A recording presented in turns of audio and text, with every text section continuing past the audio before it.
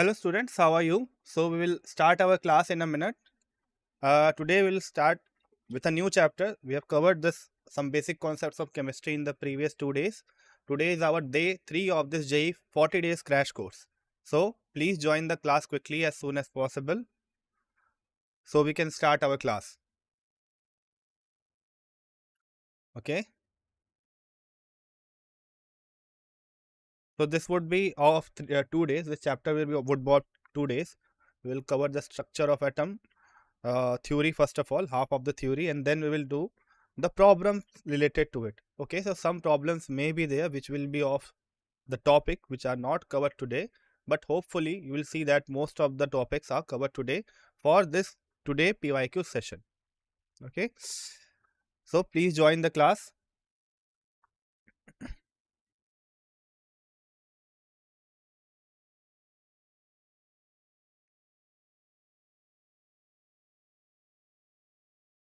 So hi Shaurya, hi Saksham. Now we will begin our class. So this is our disclaimer. First of all, we will talk about the weightage of this chapter. Now, similar to some basic concepts of chemistry, if you take an average, then there is at least one question which is present in a JEE question paper from the chapter structure of atom. Now, its weightage is somewhat less from that of some basic concepts of chemistry. It is 4.16%, and some basic concepts of chemistry was having a weightage of 5%. So there is a small difference, but that difference is not that much significant, and this topic or this chapter is also very important for you from the physical chemistry point of view. Now let us see what are the topics in which we will focus, from where questions are asked mostly. Starting from the recent year, which is 2024, here you can see that ultimately one question is there from this chapter, and it is coming from the topic quantum mechanical model of atom, and the concept that is covered from this topic is quantum numbers. Okay, and the question was of average level. Then if I move on to 2023, then the question was asked from discovery of subatomic particle and Bohr model of hydrogen atom. Then it was asked from towards quantum mechanical model of an atom. So there are basically three topic areas which you can see, but question is one. Okay, means there are multiple shifts in 2023, and from these three topics questions were asked from for each shift. Now what is the concept that is being covered? The subatomic particle concept, which is about electron, proton and neutron, and the quantum numbers again, and then orbital energy. So this is our 2023 analysis. When you will move to 2022, you will again see Bohr's model for hydrogen atom, then dual nature of electromagnetic radiation, and quantum mechanical model of atom. Now from here, if you see what is the concept which is being covered, so Bohr's orbit is covered, then questions were asked from de Broglie relation and quantum numbers. Now there are total of the average of 2 from this chapter in 2022, and the question level was of average. Now you can see one thing for sure, the topic which is constantly covered throughout is the quantum numbers from the quantum mechanical model of atom. So I would say that the first important topic is your quantum numbers. What is the second important topic? Clearly it is the Bohr model for hydrogen atom. And the third important topic will be your dual nature of electromagnetic radiation. You will again see one more question. So when we will look at the analysis of 2021, we will again see that the question is being asked from de Broglie wavelength frequency wavelength relation. So these three topics are the most important one. First, quantum mechanical model of atom, from there the quantum numbers. Here you can also see in 2021 also question is asked from quantum numbers. Then the second important topic is Bohr model. You can also see in 2019 a question from this Bohr atomic model. And third one is the dual behavior of matter. So remember, these three topics will be covered exclusively throughout the theory part. Now if I am talking about this Bohr's model of hydrogen atom, it will cover your hydrogen spectrum as well, because it is a part of your Bohr's model of hydrogen atom. You know what is hydrogen spectrum? If you don't know, we will cover that part here, don't worry. Again, question asked from here is of average level. So you will not see a tough question from this part, at least in your JEE mains exam or your NEET exams.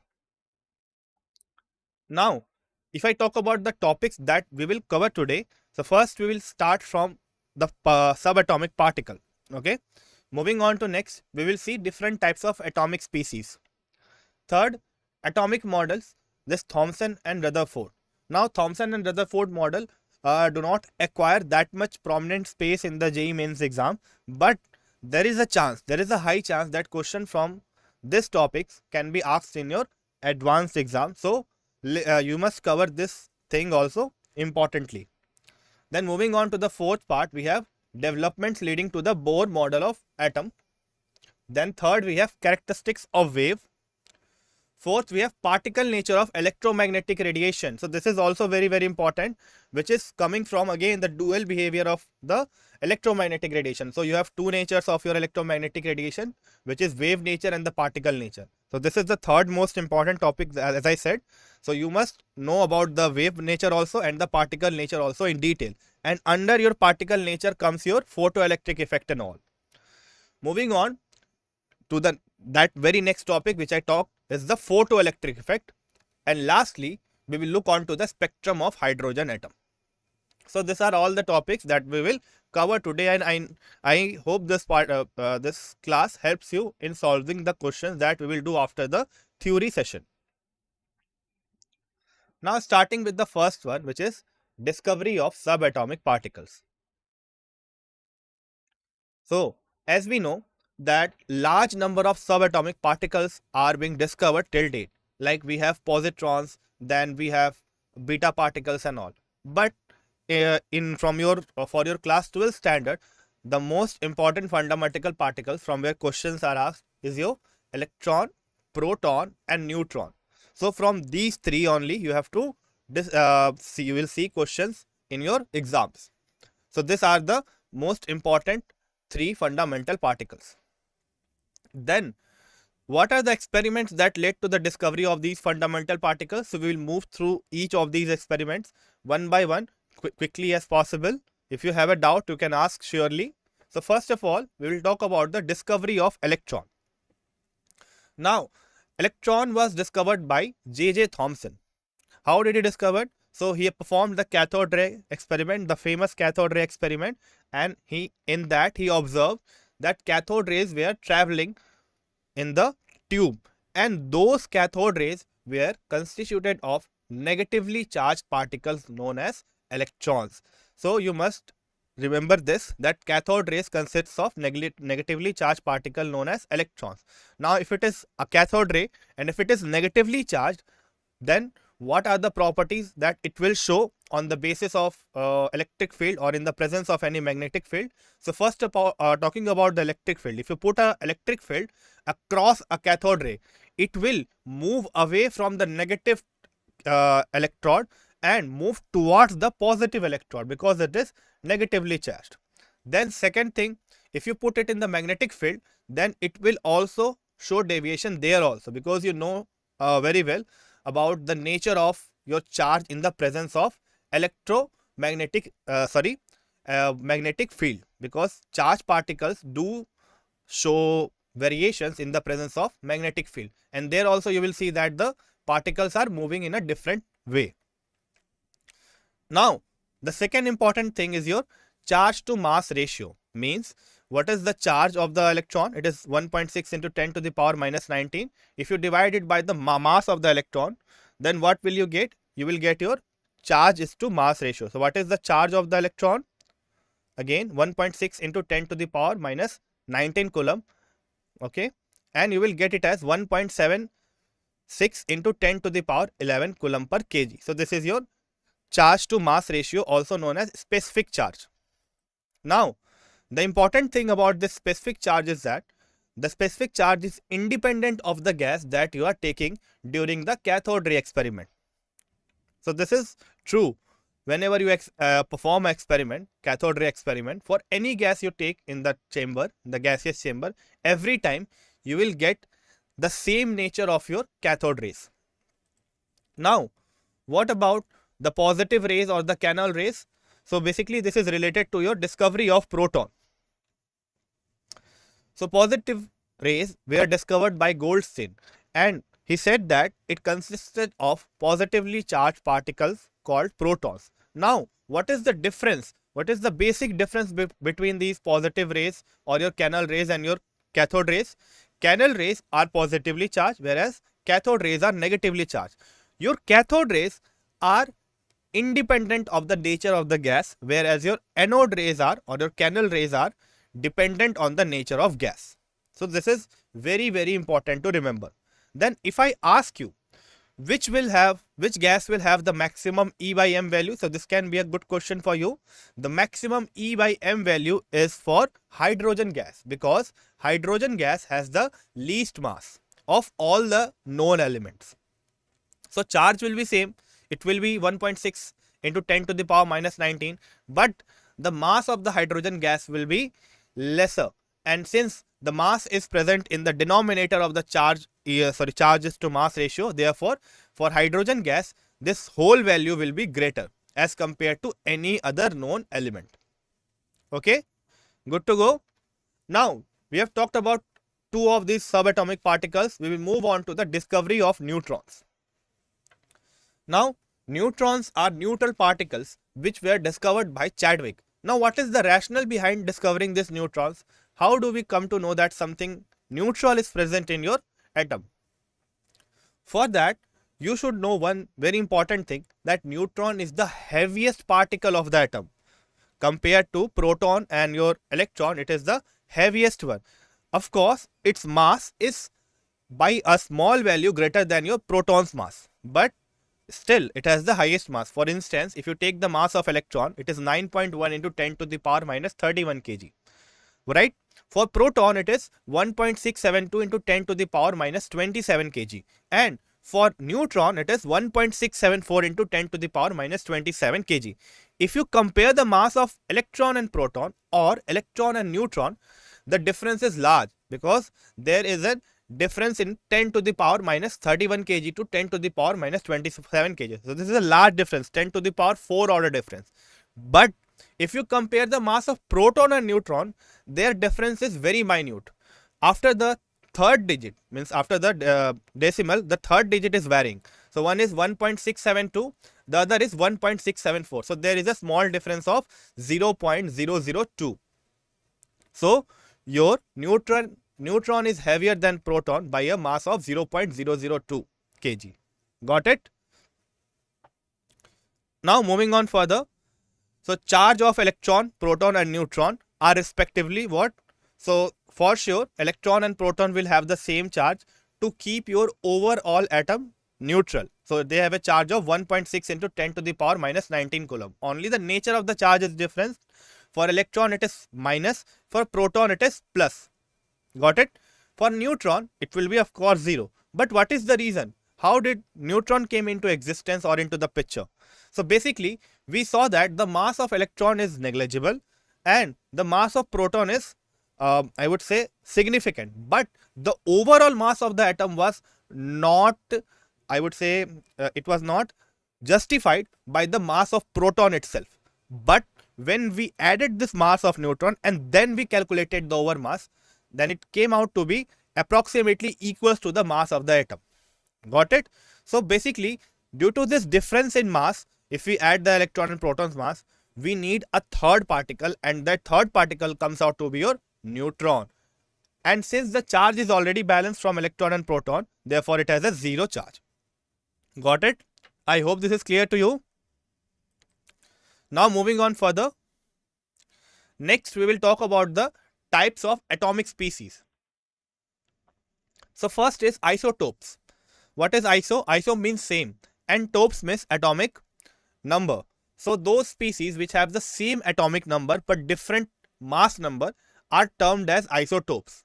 Suppose for example, if we take the case of two hydrogens, they have same atomic number but different mass number. You can look at the superscript of these two hydrogen symbols, and there you can see for first one it is 1 and the second one it is 2. So the mass number is varying but the atomic number is same. It is kept to 1. So these two things are isotopes.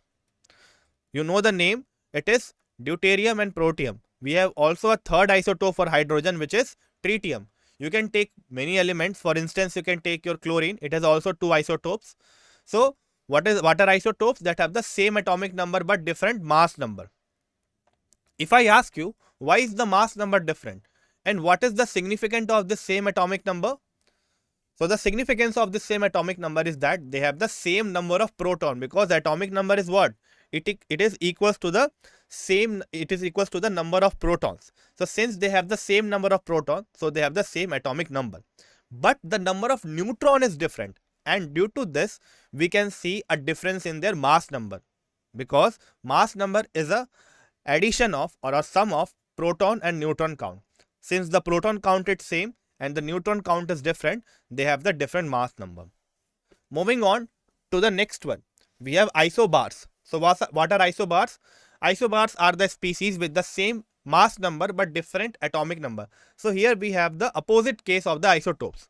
In the isotopes, we have same atomic number, different mass number, but in isobars we have same mass number but different atomic number. Got it? Easy to get. How we can justify it? Can we take examples of it? Yes, we have the example of argon and potassium. Both argon and potassium have the same mass number, which is equals to 40. But if you consider their atomic number, they have different atomic number. Now, what is the outcome of this? What is the reason behind it? The reason is that the count of proton plus neutron, right, is same in case of argon and potassium. But the count of proton individually is not same, and that is the reason we are seeing that they are having different atomic number but same mass number. Any doubt till now? Anyone who has an issue in this? So we have the lectures, the same lectures going in Hindi language as well. You can just visit our website. From there you will get the video for your Hindi lectures as well, and it is live just now.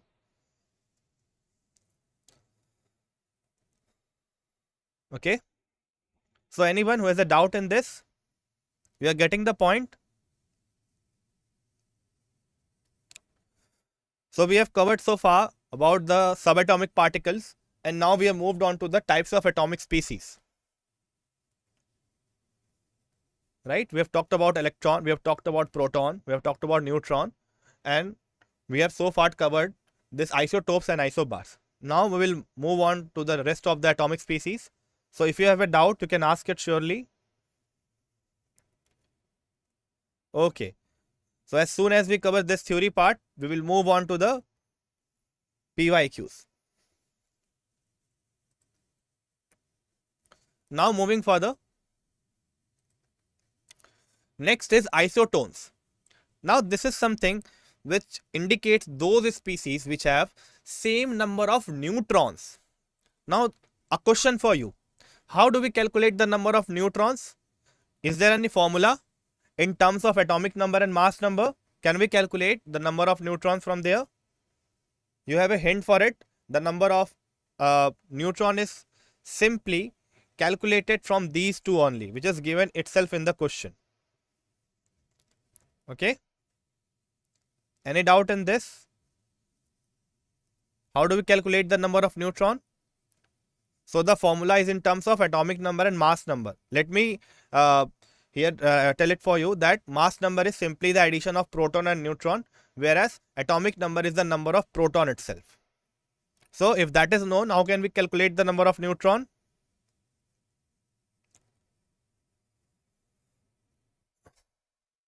Suppose I asked you to calculate, ask it to calculate for this two species, that is hydrogen and helium. So what will be your answer? Now you may be surprised to see that why your hydrogen is having a mass number of 3. So this is basically an isotope of your hydrogen, which is named as tritium.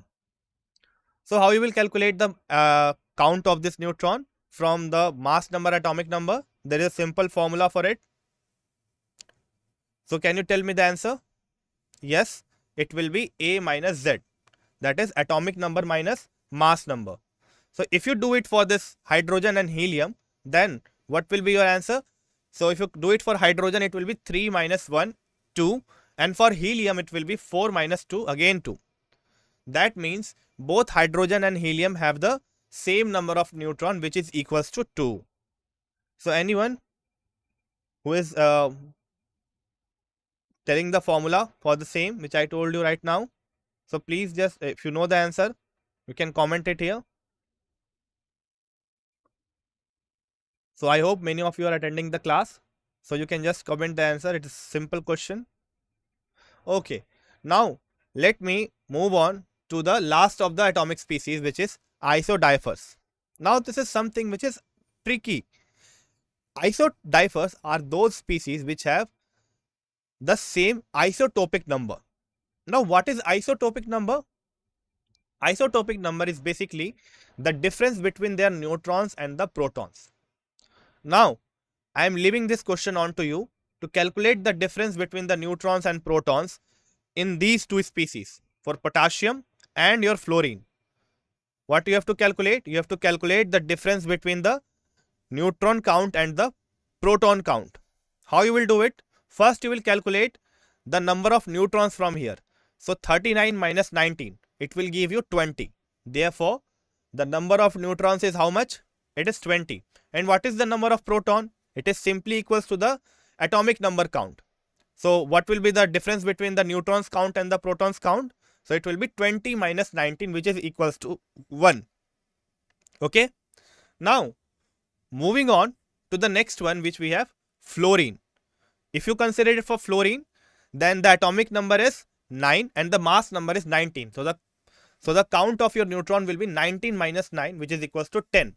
Then if you calculate the difference between the number of neutrons and the number of protons, it will be 10 minus 9, which is equals to 1. Therefore, for both of these species, the difference between the neutron count and the proton count is 1, and therefore they are isodiphers. Is it clear to all of you? Is there any doubt in this part? So these questions from this concept, questions are not asked directly in every exam, but you will see the use of this. Now here is a question for you. Do two isotopes have the same chemical properties or not? Do their chemical and physical properties differ, or both of them are same, or both of them are different? So I am leaving this question on to you. Now we will move on to the atomic model. So atomic model will be consisted of Thomson and Rutherford. So we will cover these two today. After that, in tomorrow's class, we will look on to the Bohr's model as well. Starting with the Thomson model of the atom. We know that J.J. Thomson discovered the electron. Now after that, he proposed his atomic model. According to that atomic model, we know that atom is consisted of a positive bed, and on that positively charged bed, electrons are embedded. So you can you know it by a famous name known as plum pudding model. So it is very easy to understand, and according to that, your positive charge is uniformly distributed over the atom and the electrons are embedded in the form of dots. Okay. Now yes, so isotopes have the same chemical properties and different physical properties. Very good. Now what is the reason behind it? Why are we saying that they have the same chemical properties but different physical properties? Now I am leaving this question on to you. So this is also known as the plum pudding model. Moving on further, what are the limitations of this Thomson model? Now your Thomson model was able to explain the overall neutrality by saying that okay, your positive charge which is present as a bed and the negative charge which is embedded on that bed have the same amount, but it could not explain the results of scattering experiment which was done by our Rutherford. You know it very well that the Rutherford experiment said that most of the particles were going through the space without any deflection. It shows that your overall atom has many spaces which are vacant, but according to your Thomson model, your overall atom is being filled with positively charged. So this was the contradiction, right? Yeah. So atomic number determines the chemical properties and mass number determines the physical properties. Yes, very good. So this is true. Why we are saying that? Because atomic number is the count of proton, and proton is equals to the number of electrons, and whenever you do a reaction, the electron is the one which is responsible for chemical reactions. but your two isotopes will have the same electron distribution, and due to that their chemical properties is exactly same, but the physical property will change because the mass of one atom is changing here due to extra neutrons it has. So we can say overall that the atomic number is same, and as a result of this, two isotopes will have the same chemical properties, but due to different mass number it will have different physical properties. Now moving on further, we will see the Rutherford atomic model. So what did Rutherford did? So he took a thin foil of gold. Thin foil means you can think it of a sheet of gold. Now next he took the alpha particles. What did he took? He took the alpha particles and bombarded this thin foil of gold with this alpha particles. And after that he made some observations. What were that observations when he bombarded the alpha particles on it? Anyone who remember those? So the first I would say is that most of the alpha particles were gone without any deflection, and some of the alpha particles showed a 180-degree back rotation, and some of them showed a small angle of of deflection. Now these were the three results. What are the results? First is most of the particles went without any deflection. Then some of the particles showed a small deflection by a small angle. Then out of many particles, one particle was tracked in the same path that it came. So it tracked the same path from where it came. So we can say that since most of the alpha particle went without deflection, therefore most space in your atom is vacant. Now this is just the opposite to what J.J. Thomson predicted. He said that all of the space of the atom is filled with proton. Your alpha particle is what? It is positively charged. If alpha particle is positively charged and if your atom is filled with positive charge, then the alpha particle must have deflected. But opposite is seen. Opposite is seen during the experiment. Got it? So what is alpha particle? So whenever you take a helium atom and you remove two electrons from it, the species that you get is your alpha particle. So basically it consists of two protons only. Sorry, two protons and two neutrons only. Okay. What is So what is your alpha particle? Alpha particle is a helium 2 plus ion. Now moving on further. So as most of the alpha particles were gone without any deflection, some of them were deflected by a small angle, and very few particles, alpha particle, were reflected by an angle of 180 degree. It means that your positively charged particle is being concentrated in a very small area, and that solid area was named as nucleus. Now since this deflection is very less, this 180 deflection is very less, it means that your nucleus size is very small. As a result of this, only few particles, very few particles, showed this 180 degree deflection. Again I am repeating it. So alpha particles is something which is a positively charged ion. Which ion? Helium ion. Now electron present in empty space around the nucleus revolved around with a very high speed. So this is the third point of your, this is a point of your electrons position in case of Rutherford model, right? So rather than embedding the negative charge or the electrons onto the positive bed, he said that electrons are revolving around the nucleus in a very high speed. Now after this, we saw that there are limitations of this Rutherford model as well. What are the limitations? Let's see. First of all, this model could not explain the stability of the atom. Why? When we will move forward, we will see that any charged particle. So if you take any charged particle and if that charged particle is rotating in a circular path. What did I say? If you take a charged particle and that charged particle is rotating in a circular path, it will always radiate electromagnetic radiation. So this is Maxwell's theory. We will learn about this in the next slide, upcoming slides. You will see there that any electrically charged particle, when it is rotated or when it moves under acceleration, it will show what? It will show a rate or emission of the electromagnetic radiation. Now, you know that your electromagnetic radiation is a form of energy. If it is a form of energy, that means your particle is losing energy. So basically, if your electron is revolving around the nucleus, it will emit electromagnetic radiation, and that is coming from the Maxwell's theory of electromagnetic radiation. Now, if it is emitting electromagnetic radiation, means it is releasing energy. And if it will release energy, then the energy of the electron will decrease. A point will come when this energy will be zero for your electron as the rotation goes on. Now, what it will do? It will finally spiral. Spiral means you can think of it like a moving down circle. Just so spiraling means think of a spring. How does the spring goes? It goes down, down, down like this. Okay.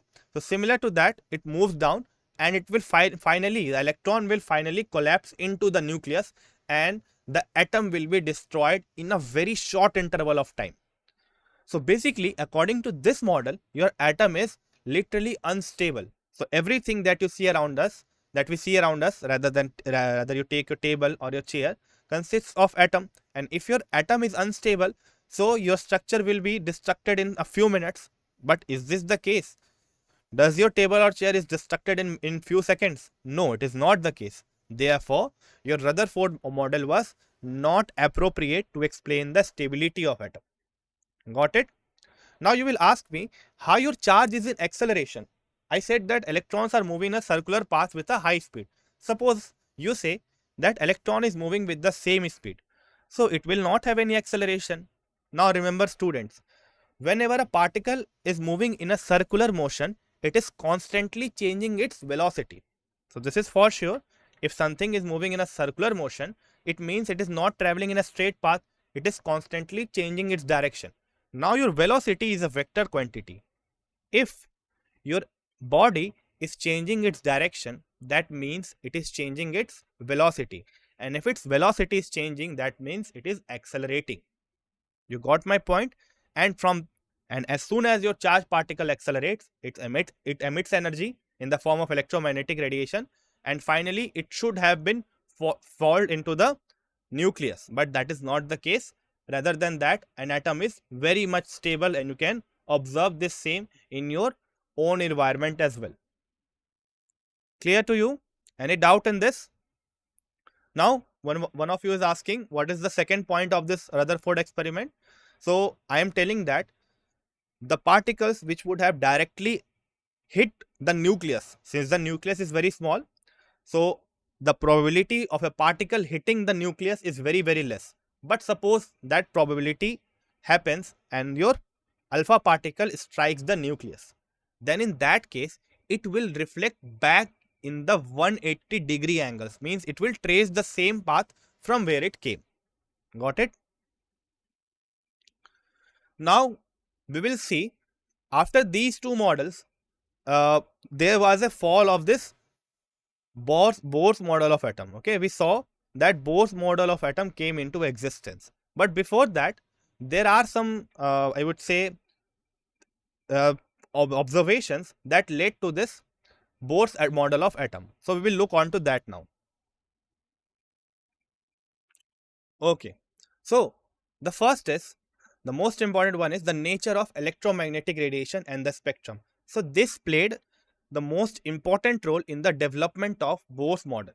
So till now, there was a dilemma about the nature of electromagnetic radiation. That what is the nature, whether it is a particle, whether it is a wave. So that was a dilemma in your electromagnetic radiation. And second most emerging concept was of a spectrum, the hydrogen spectrum. Now this hydrogen spectrum, in the coming lectures you will see that this hydrogen spectrum has a very huge impact on the Bohr's model of atom. Starting with the wave nature of electromagnetic radiation. So there are two natures of electromagnetic radiation, and these two natures are equally important because they have their own role to play. Some of the phenomena of light of your electromagnetic radiations are explained by the wave nature, and some of the electromagnetic radiation's properties are explained by the particle nature. For instance, if you take the diffraction, the phenomena which is shown by a light, is your diffraction, you know it, or the interference. So these phenomena are explained only with the help of wave nature of your electromagnetic radiation. But in place of that, if you take the photoelectric effect, you know about photoelectric effect, we will talk about this also, don't worry if you don't know. So this photoelectric effect can only be explained by the particle nature. So two different phenomena have explanation through two different properties of the same thing. Means your light, your photon, your electromagnetic radiation is considered to have two types of properties. Now we will discuss about those properties. So first one is wave nature of electromagnetic radiation. So here comes your Maxwell's theory that we talked about. It is seen that if there is a movement of charged particles, then those charged particles always, what does it emit? It emits electric field and magnetic field. It emits electric field and magnetic field. And this electric field and magnetic field are produced when a charged particle moves under acceleration. And those are alternating electric and magnetic field. Now, how do they look like? So they move in a wave pattern. So we'll see the figure also. So these fields are transmitted in the form of waves called as electromagnetic waves. So if someone asks you what is electromagnetic waves, you will say that whenever a charged particle, electrically charged particle, moves under acceleration, it emits alternating electric and magnetic field. So these fields are transmitted in the form of waves known as electromagnetic waves. Okay. Now moving on further, what are waves and its component? So first I will define what is wave. So a wave is a periodic disturbance that occurs in space or in a medium in which there is a elastic displacement of material particles, or a periodic change occurs in some physical quantities like temperature, pressure, electric potential, or an electromagnetic field. So this is a definition for wave. Okay, so this is not that much important. You should only know one thing, that your light can show wave nature, and that wave nature is explained by the emission of electric and magnetic field whenever a charged particle is under acceleration. Now, thus wave motion represents propagation of periodic disturbance carrying energy. We can represent it with this image. Now, what you can see in this image, three things are important. What are those things? First of all, if you look at the plane where an electric field is propagating, it is which plane? It is XZ plane, right? Which plane is it? It is XZ plane. Then, if you look upon the propagation of your magnetic field, it is on your XY plane. So basically, these two fields are propagating or are oscillating in two such planes which are perpendicular to each other. Then if you look upon the direction of propagation, it is along the X direction. Now what we can say, that the electric field, the magnetic field, and the direction of propagation, all three are mutually perpendicular to each other. Means their direction is at 90 degrees to each other. Is it clear to you? Are you getting my point? Any doubt in this?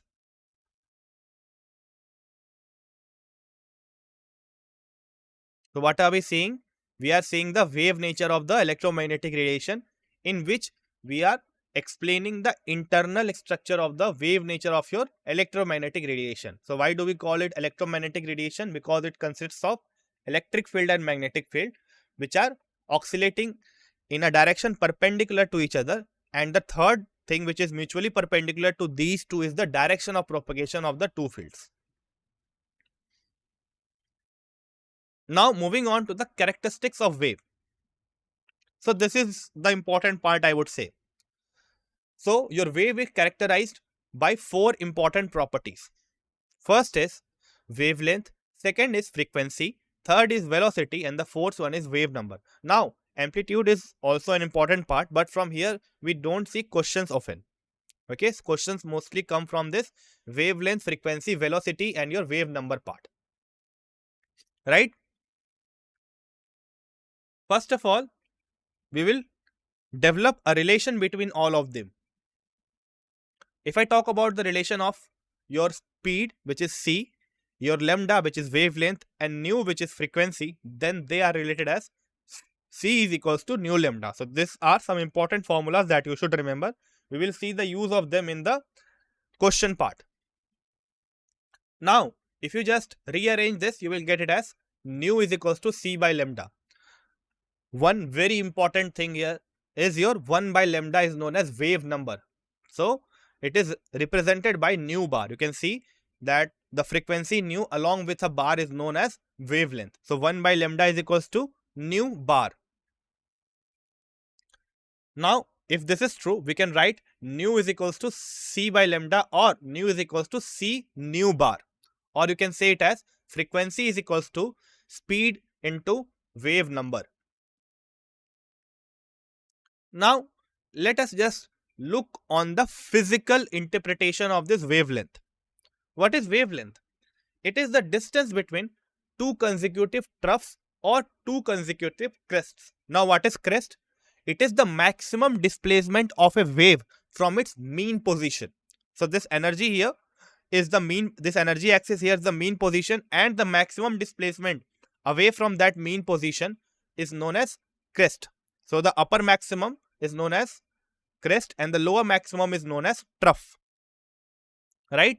And the distance between two consecutive crests or two consecutive troughs is known as wavelength. So you can see here the distance between two consecutive troughs is named as wavelength, and the reciprocal of this wavelength is your wave number.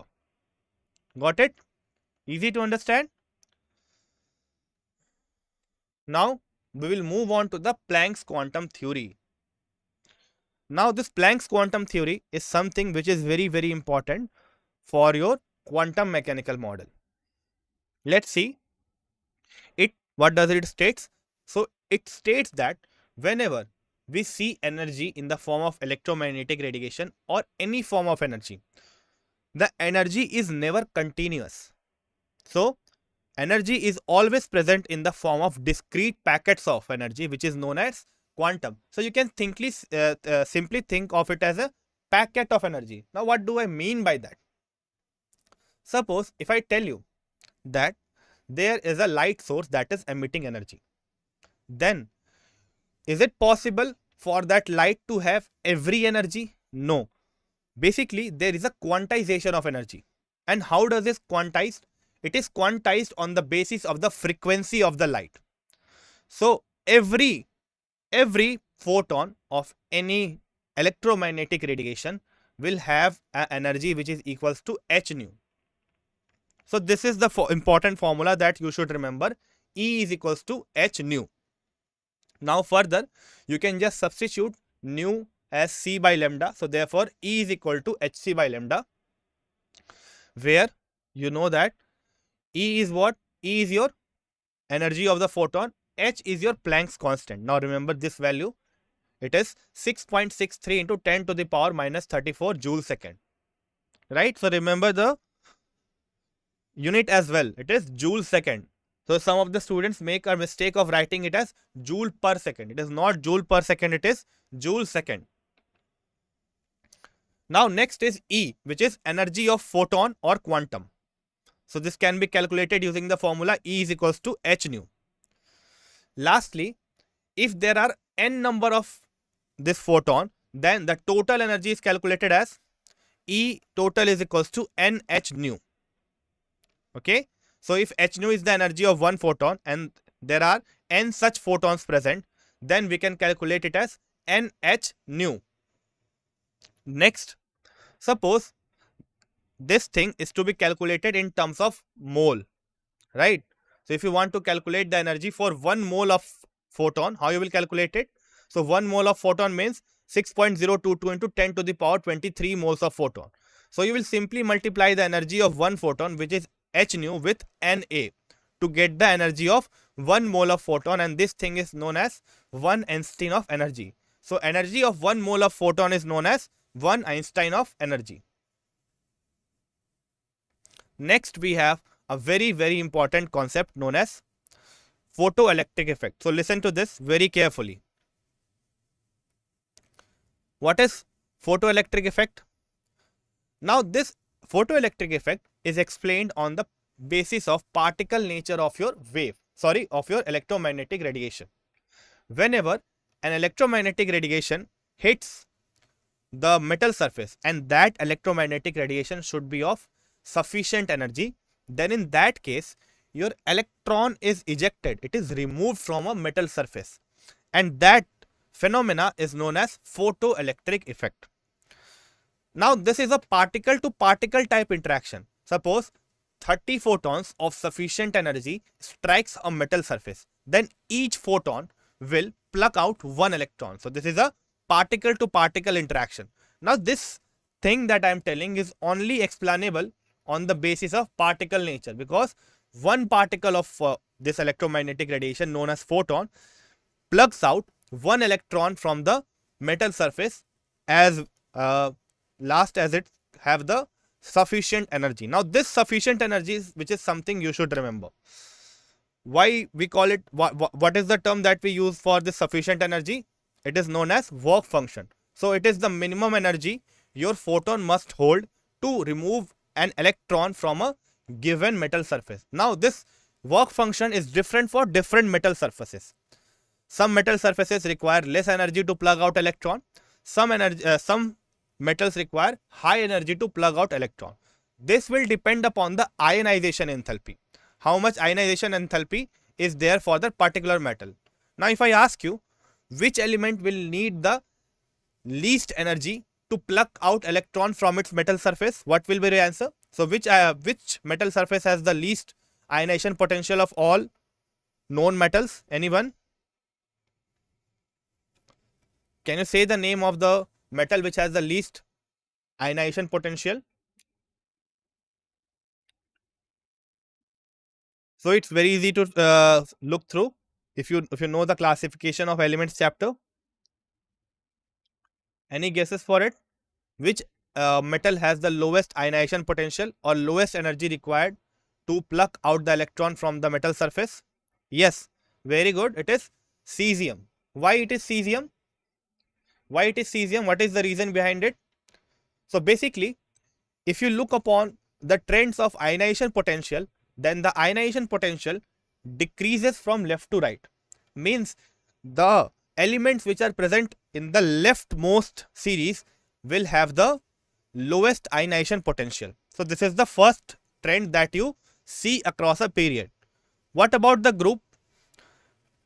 Talking about the group, the ionization enthalpy decreases as you move from top to bottom. Means the elements which are present in the lowest period will have the lowest ionization potential. Now from that point, cesium is from the first group and from the last period.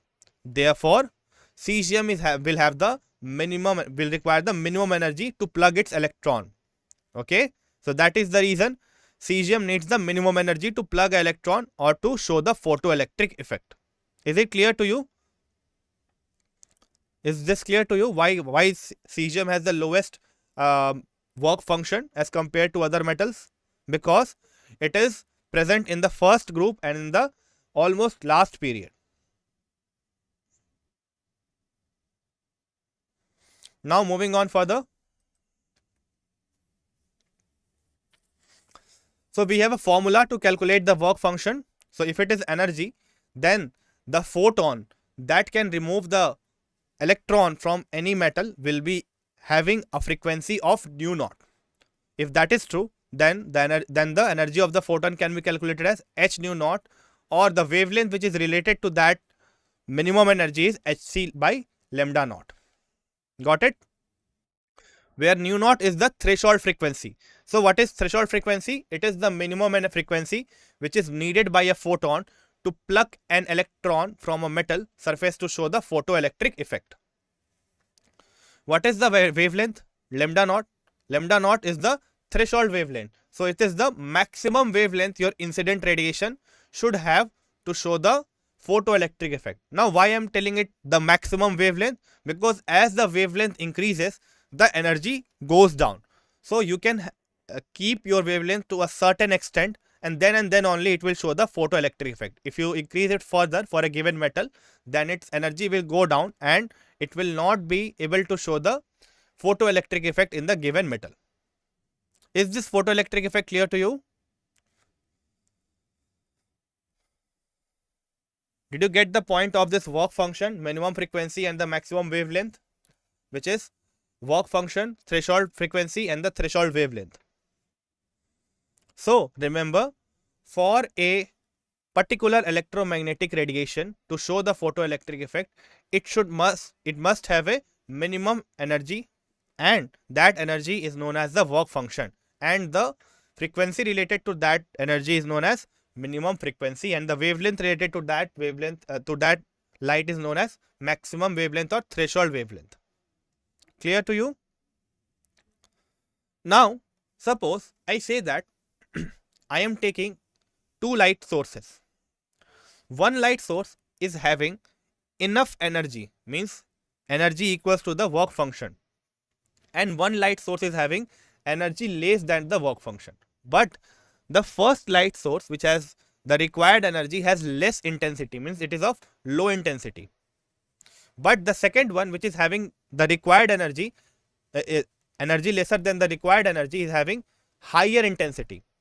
Then out of these two, which one will show the photoelectric effect? Means one is meeting the energy criteria and the second one is having a higher intensity, but it is not meeting the energy criteria. So whether the photon with whether light with higher intensity and lower energy shows photoelectric effect or not,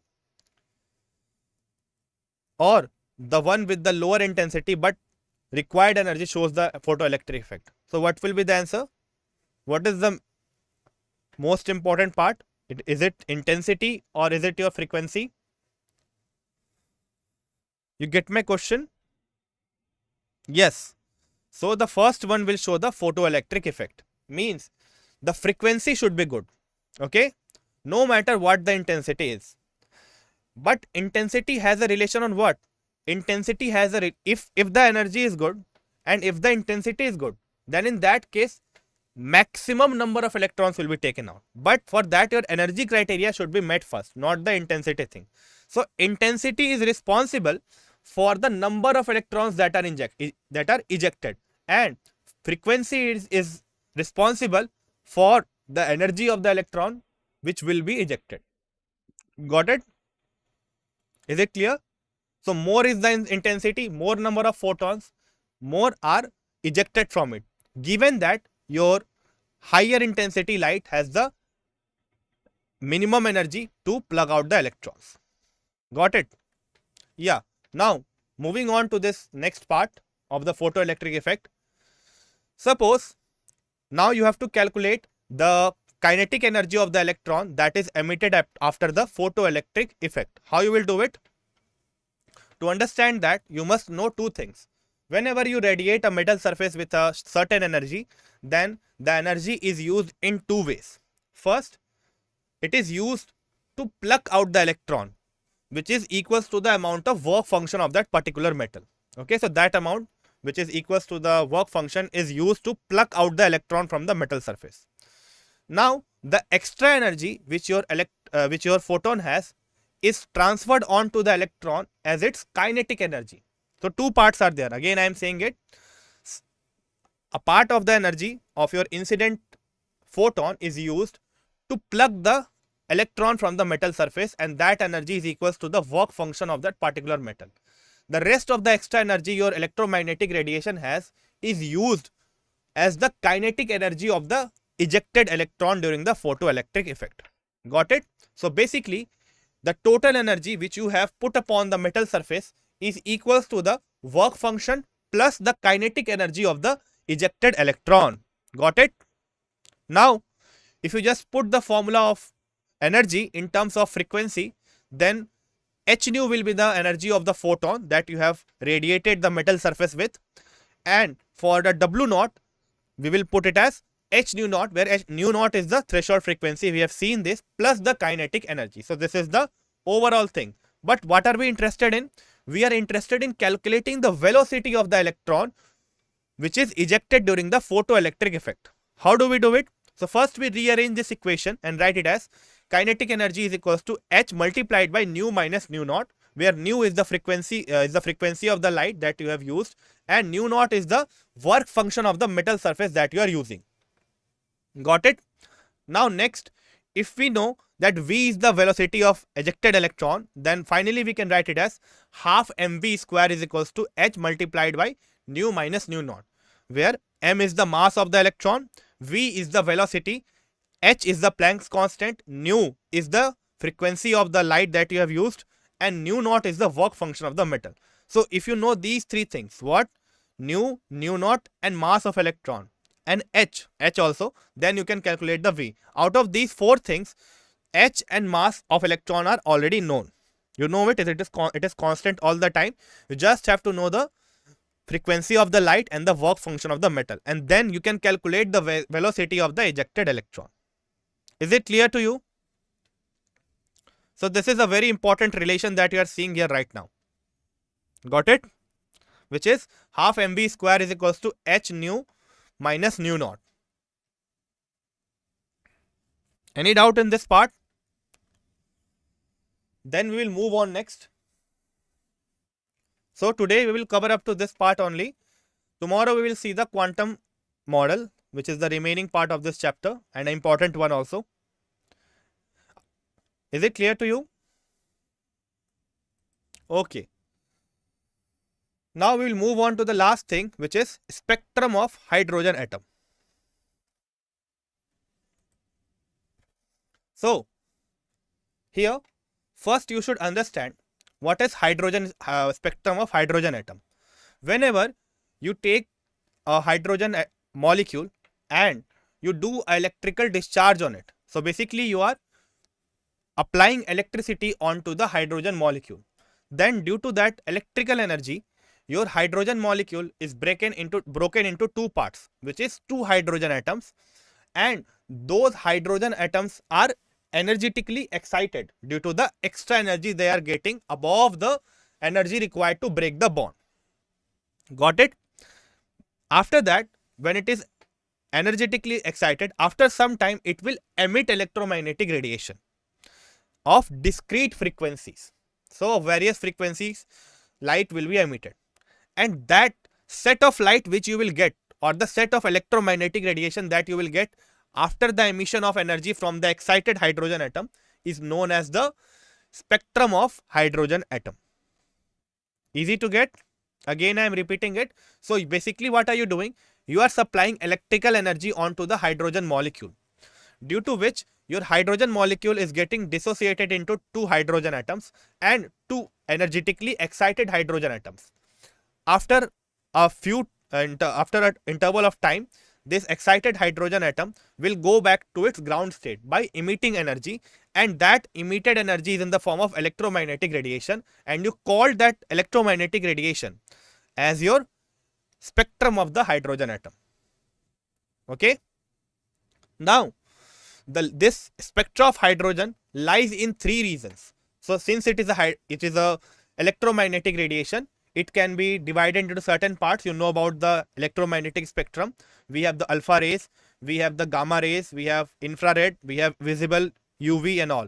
Now out of all these parts, the spectrum of hydrogen lies in these three parts, which are infrared, visible and UV. Means your hydrogen, energetically excited hydrogen atom, will release energy in these three regions, which are infrared, visible and UV region. So two things will happen. Your molecule will be broken down, and the remaining extra energy will be used to excite your electron. Okay? Got it? So we cannot take a isolated hydrogen atom. It is not possible. So of course you have to take a hydrogen molecule, and that will be dissociated further to form hydrogen atom and further energetically excited, so that the electron can be excited onto higher energy state. Okay? Now here many spectrum are possible. What are those spectrum? So it will depend from where your electron is coming and from till where it is going. First of all, we have the Balmer series. This Balmer series lies in the ultraviolet region. Okay, whereas your Lemon series, and there are three sets of line in the infrared, which is Paskin, bracket, and Pfund. Sorry, the Balmer region lies in the visible region, whereas your ultraviolet region is for the Lemon series, and your infrared region is for the Paskin, bracket, and Pfund series. So remember, this is very important. All lines that fall in the visible region are of the Balmer series, and those that are in the ultraviolet region are called the Lemon series. And in the infrared region, there are three sets of line which we call it as Paskin, bracket, and Pfund. So in total, we have 5 types of series: Lemon, Balmer, Paskin, bracket, and Pfund. Now, what is the difference between these three? So this is important to understand. Now, to understand this, first you should know the formula to calculate the wave number of the emitted electromagnetic radiation. So what did I say? Your hydrogen atom is in excited state, it is emitting energy, electromagnetic radiation. Now to calculate the wave number of that electromagnetic radiation, we have a formula. That formula is given as nu bar is equals to 1 by lambda rz square in the bracket 1 by n1 square minus 1 by n2 square. Here, what are the subparts? First is lambda, which is your wavelength. Then we have the R, which is known as Rydberg constant. So this is different for different formulas. I will try to make you understand this thing. So if you are talking this in terms of wave number, then the value of this Rydberg constant is 109677 centimeter inverse. Why centimeter inverse? Because your wave number is reciprocal of wavelength and the unit of wavelength is centimeter. Then if you take it for the Lemon series, then N1 is taken as 1. So here you will put it as 1 and the N2 is 2, 3, 4. Means the N1 will be always 1 for the Lemon series. Whereas if you take it for the Balmer series, this N1 will be 2. Then we have this Paskin series where the N1 is 3. Then if you continue further, we have the bracket series where the N1 is 4 and the Pfund series where the N1 is 5. So you should remember this in a chronicle order: Lemon, Balmer, Paskin, bracket, and Pfund, where Lemon N1 is 1, Balmer N1 is 2, Paskin N1 is 3, bracket N1 is 4, and Pfund your N1 is 5. Clear? And then you can calculate the respective wave numbers. Now moving on next, you can also calculate the frequency for the electromagnetic radiation which is being emitted during the electron drop from N2 to N1. How do we calculate it? It is for wave number, as we know, it is 109678 into z square 1 by n1 square minus 1 by n2 square. So this z is something which is used commonly for all the species. The previous series that you saw, the previous formula that you saw, it was applicable only to hydrogen. But if you consider it for hydrogen specifically, then for all other species, then you can take Z here. Now depending on the atom you are taking, this Z value will change. Suppose you are calculating it for helium, then Z will be 2 here. Suppose you are calculating it for lithium, it will be 3 here. Got it? Now if you want to calculate the frequency rather than the wave number, you will use the same formula. Only one thing will change. What is that thing? That thing is this constant, which is now 3.289 into 10 to the power 15. The rest of the formula remains the same. Remember, this N1 is the thing where your electron is falling and N2 is the thing from where your electron is coming. Now, there is a very famous question from your textbooks. I have seen this question multiple times in the exam also, which is the calculation of number of spectral lines in the spectrum when an electron is coming from the nth level to the ground level. So basically, there is a formula and it is written as n into n minus 1 by 2. Again, I am repeating it. So it's a very important formula. It says that how we can calculate the number of what? The number of spectral lines in the spectrum when the electron is coming from the nth level. Okay? To the ground level. The formula goes like n into n minus 1 by 2. Clear to you? Any doubt in this?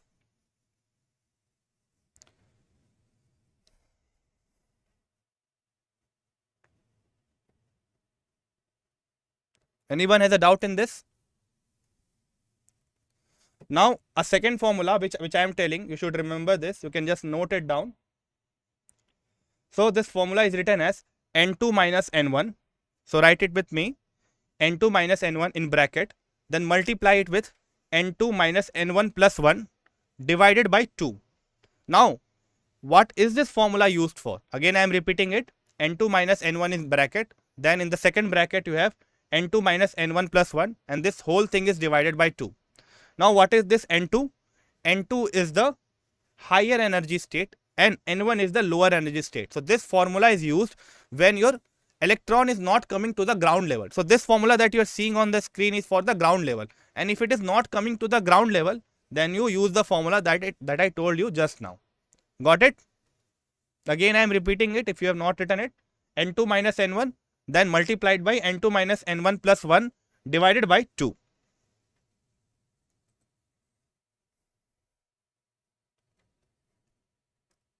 So, this was all for the theory part. So, just wait for a while. We will now do questions on it.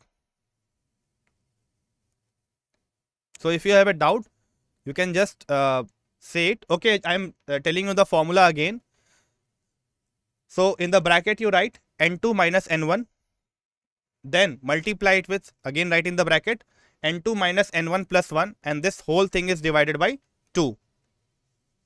Yes, so this is the formula. Yes, so it is written right here. So, it is used when your electron is coming from N2 and moving on to N1. If you want to calculate it for the ground state, you will simply put N1 is equals to 1. Okay.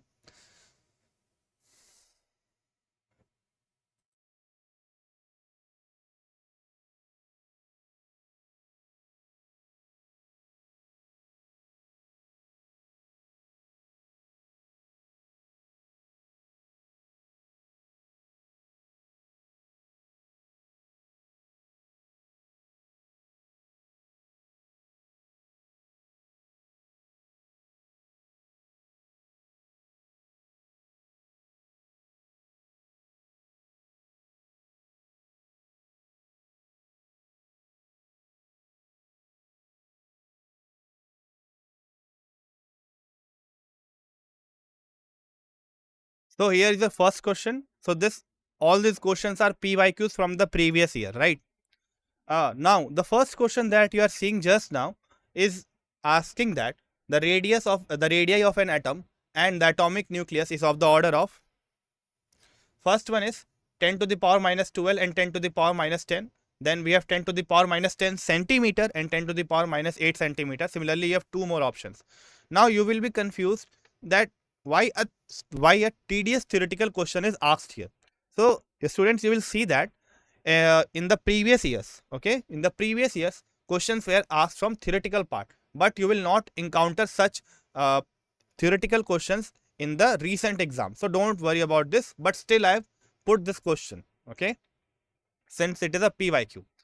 Now, talking about this question, the correct answer is 10 to the power minus 10 and 10 to the power minus 15. So, this is a direct theoretical question. There would be not so much explanation, but a very important derivation can be made from it, or a conclusion can be made from it. What is that conclusion? That the radius of the nucleus is very, very, very small as compared to the radii of an atom.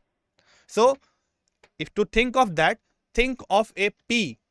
P means matter, which is placed in a stadium, in a football stadium. So, your P is representing your nucleus and your stadium is representing the atom. Now, this is the difference in size between an atomic nucleus and your radius of an atom. Okay. So, this is the reason I put this question, to compare the size of the atom and the size of the nucleus. Moving on to the next question. Atoms consists of electrons, protons and neutrons. If mass attributed to neutrons is halved and that attributed to electrons is doubled, the atomic mass of 212C6 would be approximately, so A is same, B is doubled, C is halved and D reduced by 25%. So, this will be 25%, right? What did I say? So, what are you doing? You are just taking the mass of the neutron half of what it is contributing, and you are keeping the electron mass double. Okay, let's see what is the correct answer. The correct answer is reduced by 25%. How we will solve it? So it's very simple. First of all, you should remember that the mass of electron is very less. As a result of it, the changing the mass of the electron would not have a significant effect on the overall atomic mass. So you don't have to worry about that statement. But you have to worry about the change in mass of your neutron, right? So you are saying that your mass of neutron is being halved. Mean, if the contribution coming from carbon was previously 6, now that neutron contribution will be reduced to half, which is 3. Therefore, the total atomic mass would be now 6 plus 3 and not 6 plus 6. Therefore, what is the new mass here? 9. The previous mass was 12. The new mass is 9. Again, I am repeating it. Why is it happening? Because the electron's contribution is very less. So, changing the mass of electron will not have any significant effect on the atomic mass. But since you are reducing the mass of neutron by half, so the contribution coming from the neutron will be also half. So it will be now 3 rather than 6. Therefore, the total atomic mass would be 6 plus 3, where 6 is for proton and 3 is for neutron. The previous mass was 12. So 9 by 12 into 100 is 75%. Therefore, what is the reduction in the atomic mass? It is by 25%. So initially it was 12, now it is 9. Therefore, a reduction of 25% is seen. Easy to get? Any doubt in this? Okay, so we'll move on to the next question. Next is, many elements have non-integral atomic masses, but what is the reason behind it? First is, their isotopes have same numbers of neutron. Their isotopes have non-integral masses. They exist as isotopes. And D, their constituent neutrons, protons and electrons combine to give fractional masses. For this, the correct answer is isotopes. Now to get the answer of this question, I think you have to move back in the previous concept that you studied in the case of some basic concepts of chemistry. There you saw that your isotope is giving you a average mass rather than a total mass. So basically, rather than taking the mass of one atom, you are taking an average mass over all the isotopes due to their contribution. And as a result of taking their average, what are you getting? You are getting a non-integral atomic mass, right? So the reason behind it is what? That many elements have several isotopes. Okay, and for such elements, the atomic mass is the average of the atomic masses of different isotopes, which is usually non-integral. So basically, when you take if you take an average, there is a higher probability of getting a decimal number rather than an integral value. Got it? Moving on to the next question. So Rutherford's alpha particle scattering experiment eventually concluded that first is mass and energy are related. Second is neutrons are buried deep in the nucleus. Third is electrons occupy space around the nucleus. And fourth is the point of impact with matter can be precisely determined. How you will do this? So the correct answer will be electrons occupy space around the nucleus. So this is a simple theoretical question. So we have seen this part, that due to the deflection, very low deflection of the alpha scattering particle, we concluded that most of the space around the nucleus is empty, means those space is being occupied to some extent by the electrons. So the correct option will be C. According to Rutherford, the extra nuclear part means apart from the nucleus, there is electrons which is occupying the space, but that space occupation is also not that much significant. Now moving on to the next question. So this is a numerical one. Question says that a photon of wavelength 6000 angstrom has energy E. Now what will be the wavelength of photon of a light which has an energy of photon 4e? How you will solve it? First you should understand this question. this question is saying that you are taking a photon whose wavelength is 6000 angstrom and whose energy is E. Now you are quadrupling your energy by your previous energy. Then in that case, what will be your new wavelength? The correct answer will be 1500 angstrom. How we will solve it? Let's see. So first of all, what are the things that are given in your question? Your wavelength, your previous wavelength is given, which is 6000 angstrom. Then you have the new energy, which is 4E. Now we know that from your formula E is equals to hc by lambda, we can say that energy is inversely proportional to lambda. Now you know that in this formula all other parts are constant. So h is a Planck's constant and c, it is again speed of the light, which is constant. So you can directly write it as E is inversely proportional to lambda. Further, if you are considering it for the first case, then there the energy can be written as E1 is inversely proportional to 6000. For the second case, you can write it as E2 is inversely proportional to lambda 2. So here you are taking the wavelength as lambda 2. For the first, you are taking as E1. Now next, you can just divide this 2. What you will get? E1 by E2 is equals to lambda 2 by 6000. So this is your next part. Okay, any doubt till this point? Since all of the parts are constant, so they will get cancelled out, HC and HC, right? So you will get E1 by E2 is equals to lambda 2 by 6000. Now next, we know that from the question it is given that initially the energy was E. So E1 is equals to E, and finally the energy comes out to be 4E. So E2 is 4E. If you put these values, what you will get? You will get your lambda 2 value, which is 1500 angstrom. Is it clear to you? So it's a simple calculation. You can see it here. Any doubt in this?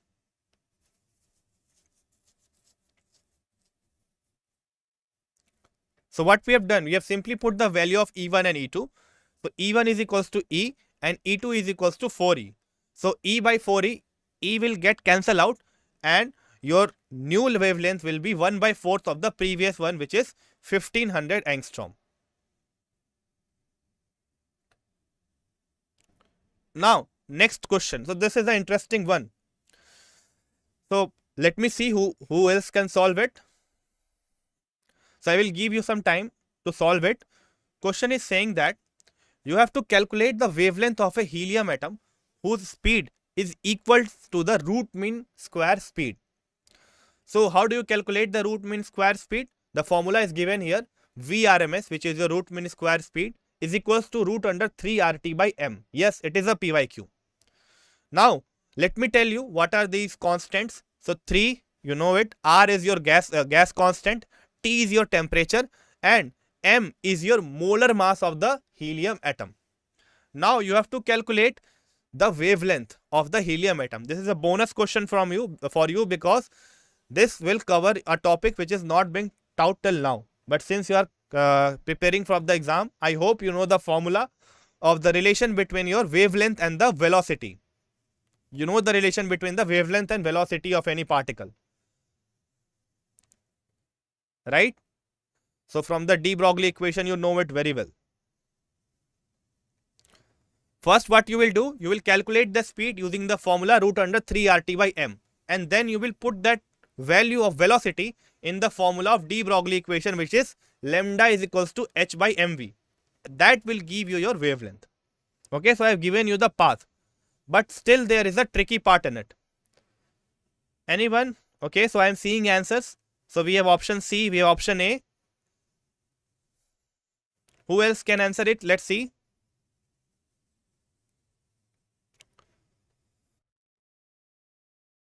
Okay, so let us move on to the solution. So remember, the answer would be nanometer.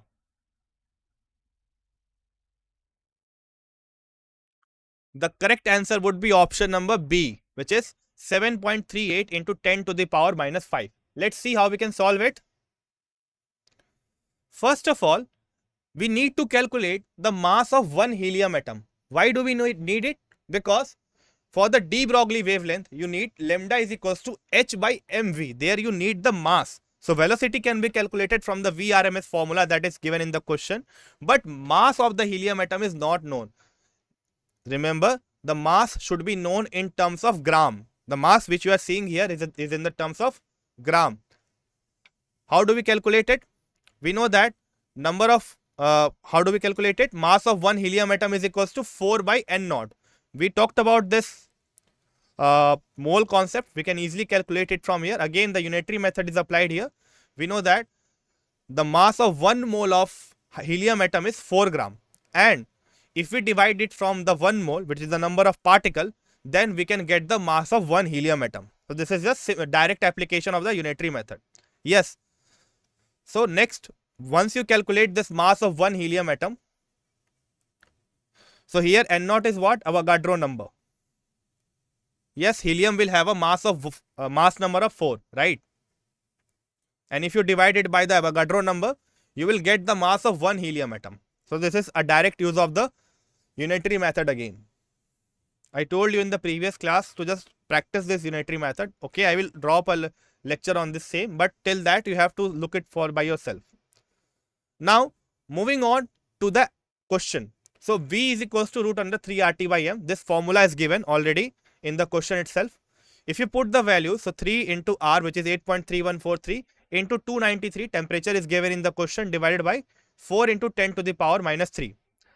Now here we are converting the molar mass capital M, which is given here, into kilograms, so that the unit can get cancelled out and you can get your velocity in the SI units, which is 1351.69 meter per second. So molar mass is generally in terms of gram per mole. Here we are converting that gram per mole into kilogram per mole.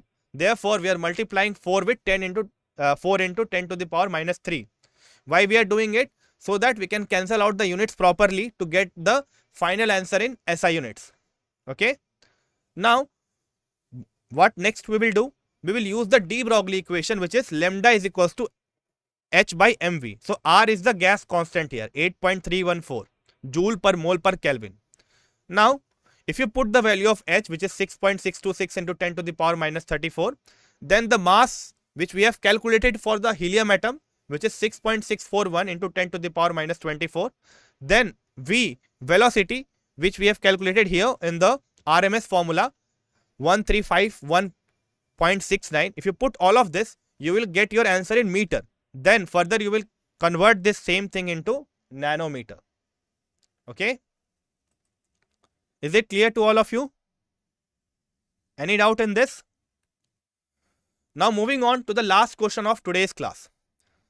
Here question says that the work function, so here the work function is represented by your psi, no problem in that, of some metal are being listed below for lithium, sodium, potassium, magnesium, copper, silver, iron, platinum and tungsten.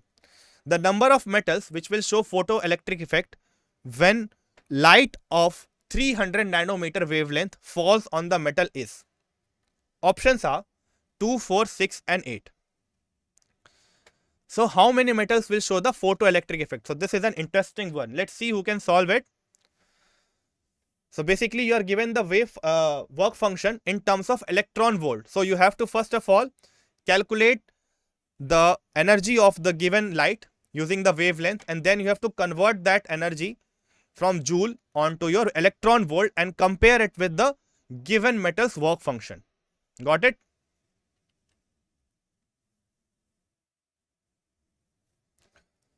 So the correct answer is B, which is 4 metals will show this thing. Now we'll solve it. Starting with the first part, what is given in the question? It is given the wavelength of the light is 300 nanometer. Now we will calculate the energy of one photon. What will be the value? It will be hc by lambda. So this is the formula you calculate. You use it to calculate the energy of photon. Further, you have to convert this thing into an electron volt, and for that you have to divide this whole energy by charge of one electron. So remember, if you want to convert the energy in joule to electron volt, you have to divide the energy by the charge of one electron, which is 1.6 into 10 to the power minus 19. Now you put all the values. So see, we are putting the charge of one electron, 1.6 into 10 to the power minus 19, and rest of the things are given. H is known to you, C is known to you, lambda is given in the question. We have converted this wavelength into meter. So 300 into 10 to the power minus 9 meter. If you put all of these values, you will get it as 4.14 electron volt. So this is your energy of the photon whose wavelength is given in the question. Remember, you have to first convert it into electron volt, and for that you have to divide your energy in joule by 1.6 into 10 to the power minus 19. Once you did this, you will see that for four metals, the energy of the photon is greater than their work function. Got it? Which is for lithium, sodium, potassium and magnesium. So the correct answer will be B. Okay? Is it clear to all of you? So this was all for today's lecture. In few minutes, our maths faculty will join you. Thank you for joining the session. I hope you enjoyed it.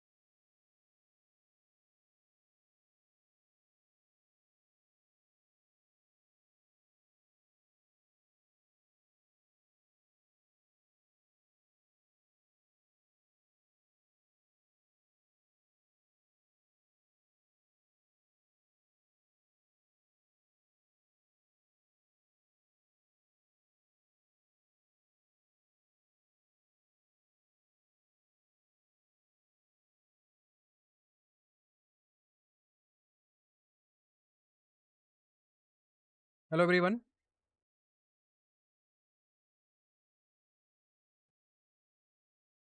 So, in day 3 of crash course, today we will cover complex number theory.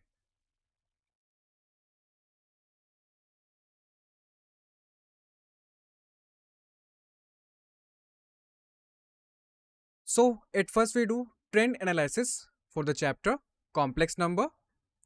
So, in the year 2018 to 2024, the total number of question from complex number is 14. So, this chapter is very important chapter. As you can see, average 2 questions have been asked in each year from complex number, and total weightage for last 5 year is 5.95%. Okay.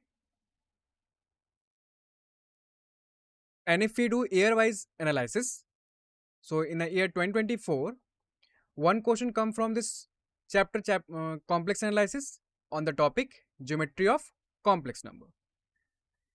And in the year 2023, one question come from algebraic operation and modulus of complex number of average type. Okay. In the year 2022, again one question come from topic multiplication of complex number, and the level of the question is easy. In the year 2021, one question come from argument of complex number of easy type. In the same way, in 2020 and 2019, one question come from equation of circle in complex form of average type, and in 18, again one question come from this topic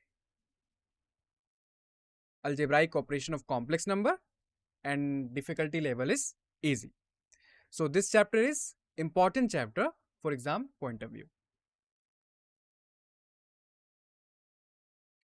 In today lecture, first of all, we will talk about complex number and we will see how they can be represented.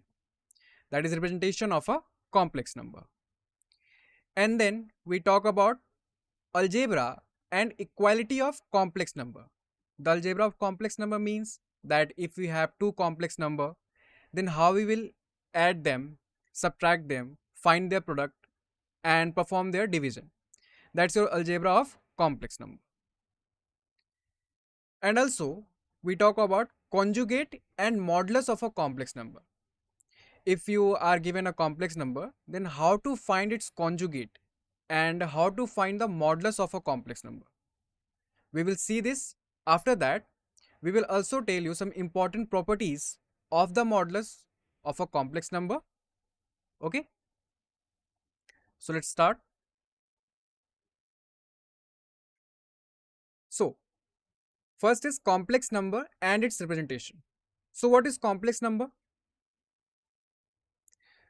So if there is a number z of the form x plus iy, where x and y are real number and I is equal to root under minus 1, then number of the form z equal to x plus iy is called a complex number.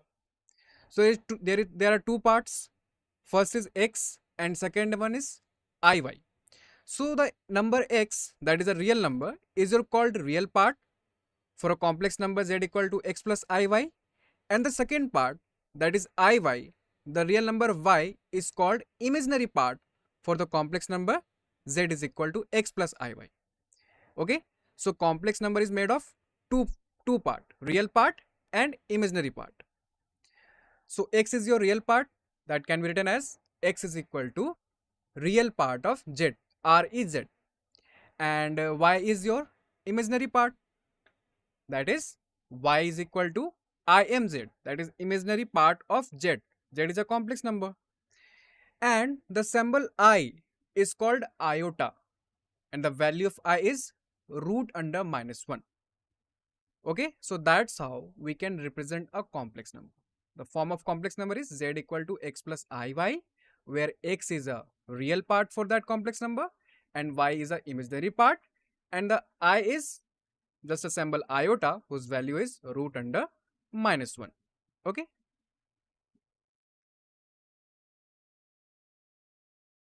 A complex number z equal to x plus iy is a purely real, is said to be purely real if y is equal to 0. So what is y in a complex number z equal to x plus iy? Y is the imaginary part for a number z equal to x plus y. So if imaginary part is 0, then your complex number is purely real, that is z equal to x. Okay, and in a similar way, if real part is 0, that is x is equal to 0, then your complex number is purely imaginary, that is z equal to iy type, where x is 0. Okay, now we will discuss integral power of iota, meaning what effect it will have if we apply an integral power to iota, what value we will get. So we will see that here.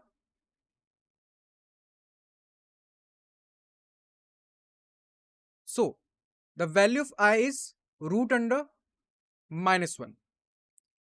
When we take second power of I, that is I square is equal to -1. We just take a square root of root under -1, that is -1.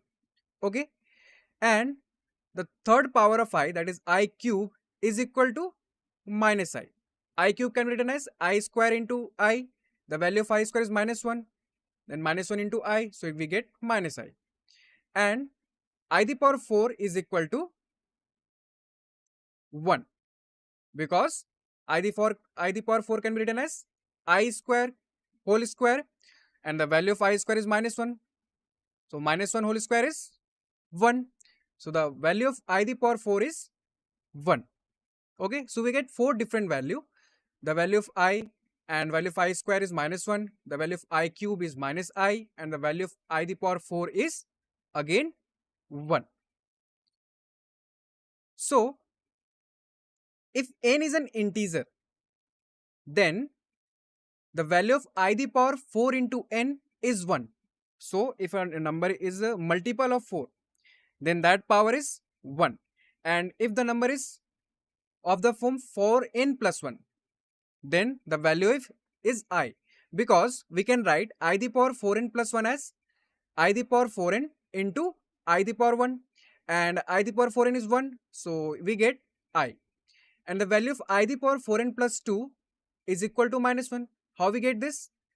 We can write I the power 4n plus 2 as I the power 4n into I square, and the value of I the power 4n is 1, and the value of I square is -1. So 1 into -1 is -1. And I the power 4n plus 3. So I the power 4n into I cube. So the value of I cube is -I. So we get -I. So if we have an integer and we want to calculate the integral power of that iota, so we want to calculate I the power n, and if the number is of the multiple of 4, then we get 1, and if it is multiple of 4 plus 1, then the value is I, and if the number is multiple of 4 plus 2, then the power value is -1, and if the number is multiple of 4 plus 3, then the value is -I. So this 4 cycle repeats after every 4 power, and the values become the same again. Okay, so one important observation from integral power of iota is that if we add 4 consecutive power, that is I the power n plus I the power n plus 1 plus I the power n plus 2 plus I the power n plus 3, then we get 0. That is, the result is always 0. Why? Because one of the value is I, one of this -1, one is -I, and one is 1.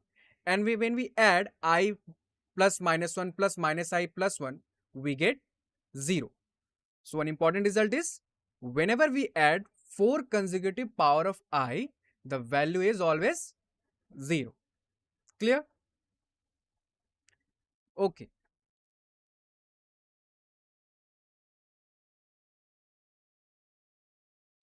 How we can represent a complex number in a plane? So let's suppose we have a complex number z is equal to x plus iy, where x is a real part and y is the imaginary part for this complex number. And we want to represent in a plane this number. Let's suppose P be a point, and when we represent into a plane, that plane is called Argand plane, Gaussian plane, or complex plane. So Argand plane, Gaussian plane, or complex plane are the plane where we represent complex number. Okay. The coordinate of P are referred to the rectangular axis x o x dash and y o y dash. So this axis x o x dash is your real axis, and the axis y o y dash is your imaginary axis. Okay. So from this figure, we can see the point P is the number, is the complex number x plus iy. So that's how we can represent a complex number in a plane, and that plane is called Argand plane, Gaussian plane, or complex plane, that is made up of two axes. First one is real axis, that is your x o x dash, and another that is perpendicular to that axis is your y o y dash, is a imaginary axis. Okay.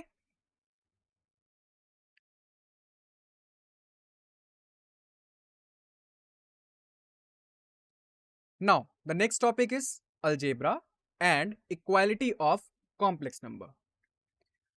So, if we have, let's suppose we have two complex number z1, that is x1 plus iy1, and another number is z2, x2 plus iy2.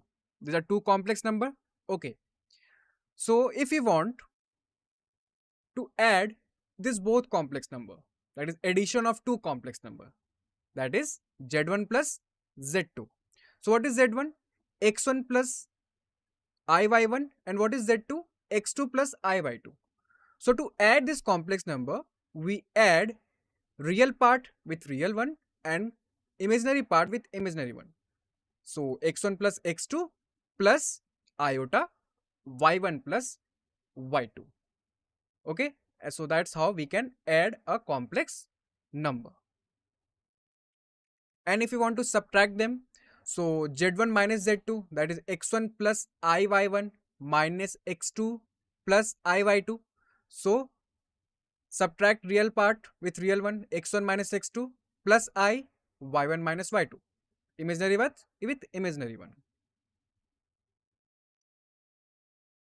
For multiplication, z1 into z2. So when we multiply x1 plus iy1 into x2 plus iy2, so just multiply it and write in the form.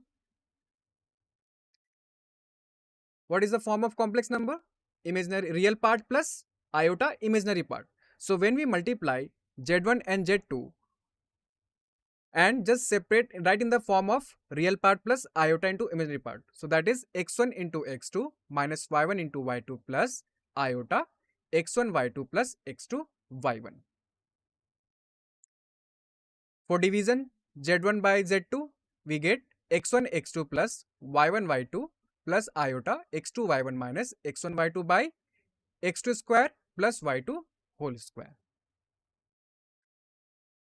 Okay.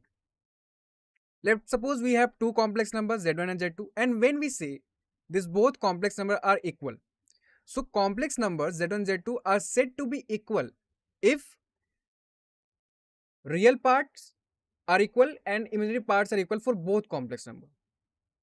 This means both complex number are equal only when their real parts and imaginary parts are both equal. That is x1 equal to x2 and y1 is equal to y2. There is a note that complex number does not possess any inequality. It means if we have two complex number, then we can't say that is one number is greater than other and one number is less than other, because in a complex number there is no inequality. Okay. So for 3 plus 2i greater than 1 plus 2i does not make any sense. Okay.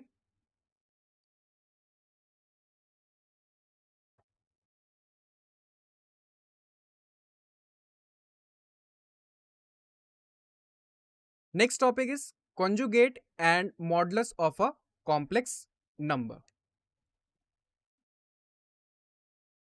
So if we have a complex number z equal to x plus iy and we want to find the conjugate of this number z, so we just replace I by minus I.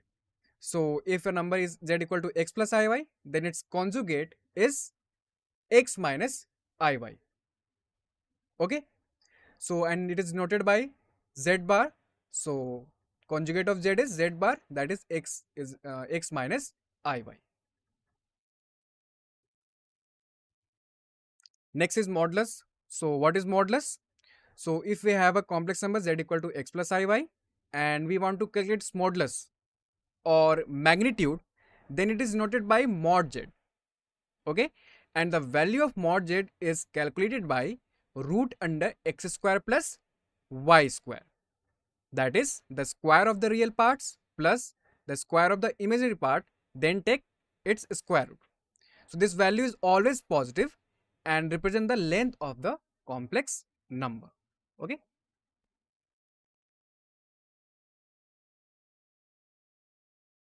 We will also cover triangle inequality. So there is some result on conjugate and modulus. So the first result is, if we take the conjugate of a complex number z, then again take its conjugate, then the value is again z. Okay, so z conjugate, again its conjugate, we get the original number, that is z. Clear?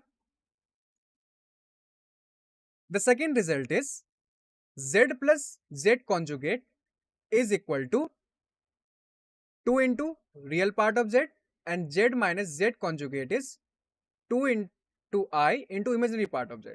How we can get this? So let's suppose z equal to x plus iy and z conjugate is equal to x minus iy. So when we add them, x plus iy plus x minus iy, so imaginary term is cancelled out, we only left with 2x.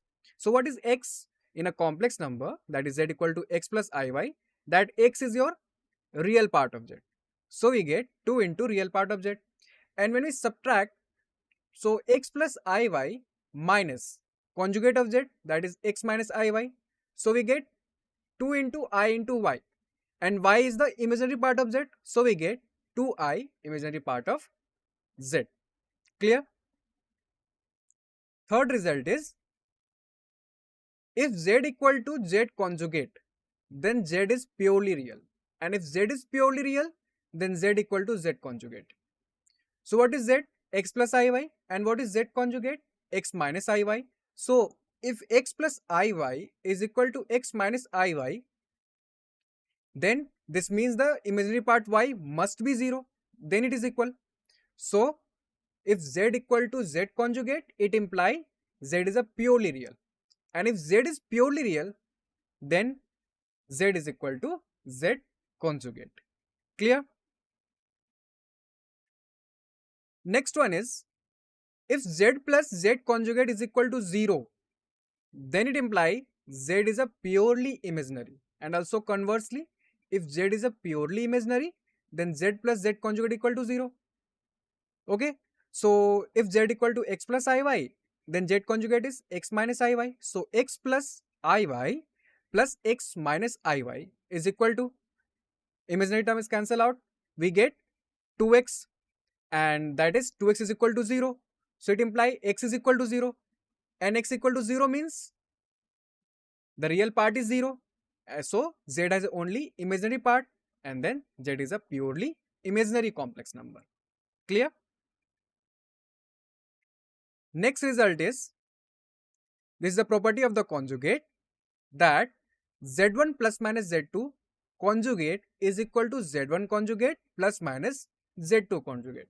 This means first add and subtract, then take the conjugate, or first take the conjugate, then add and subtract, the result will be the same.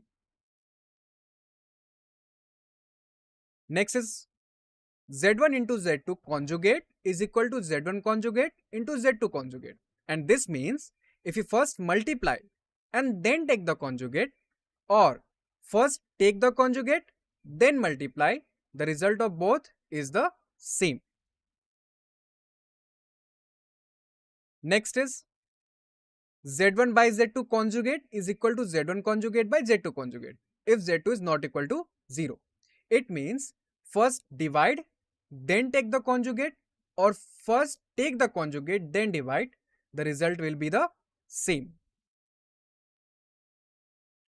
Now, here Z is equal to a determinant of order 3 cross 3, that is A1, A2, A3. First row, second row is B1, B2, B3, and third row is C1, C2, C3.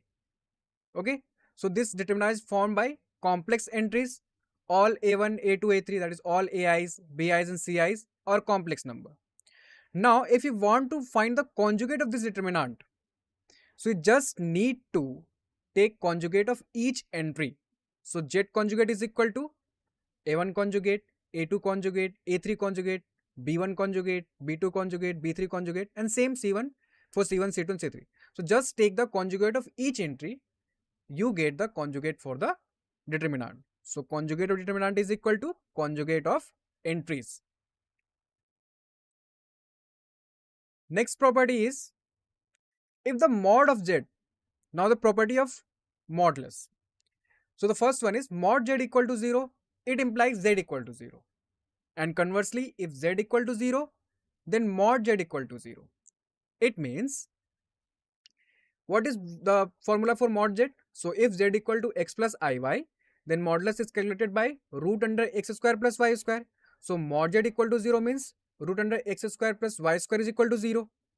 And it implies x equal to 0 and y equal to 0. And if x equal to 0 and y equal to 0, then your complex number Z equal to x plus iy is 0.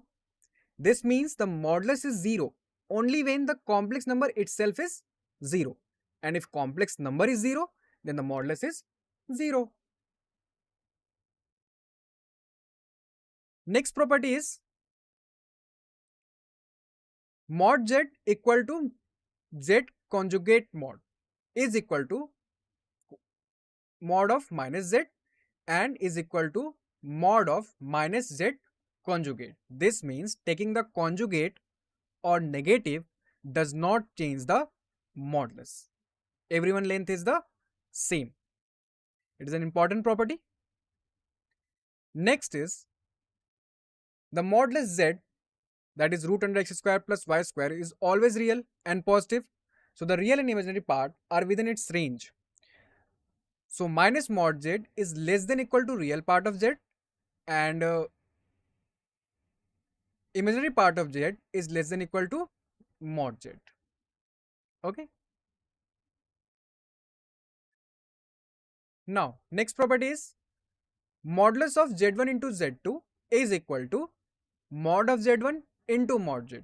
That is, the modulus of the product of two complex number equals the product of their modulus. Next one is mod Z1 by Z2 is equal to mod Z1 by mod Z2. It means taking the modulus after division equal the division of modulus. Next property is mod of Z1 plus Z1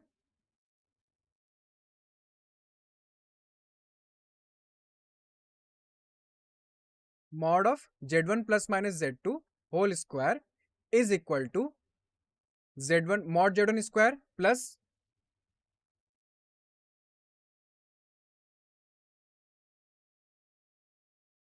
mod Z2 square plus minus Z1 mod Z2 plus minus Z1 Z2 mod, and that is equal to Z1 mod square plus Z2 mod square plus minus 2 into real part of Z1 Z2 mod.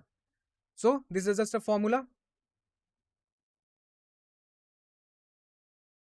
Next property is, if n is an natural number, then the modulus has the power property, that is mod of Z the power n is equal to mod Z whole power n. That is, whether you raise the complex number to a power or the modulus, the result is the same.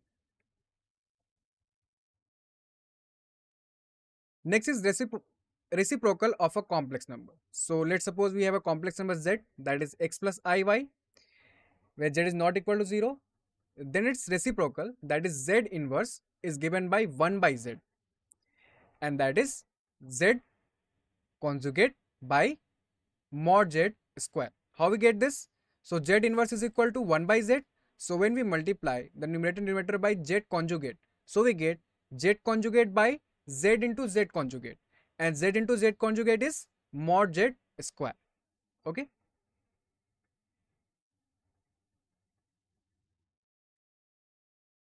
Now we'll talk about triangle inequality. So the first triangle inequality is mod z1 plus z2 is less than equal to mod z1 plus mod z2. Okay, that is, the modulus of sum of two complex number is always less than or equal to sum of their modulus. Next triangle inequality is mod z1 plus z2 is greater than equal to mod of z1 minus mod of z2. Third one is mod z1 minus z2 is less than equal to mod z1 plus mod z2. And the fourth one is mod z1 minus z2 is greater than equal to mod z1 minus mod z2. Okay, so this is your triangle inequality.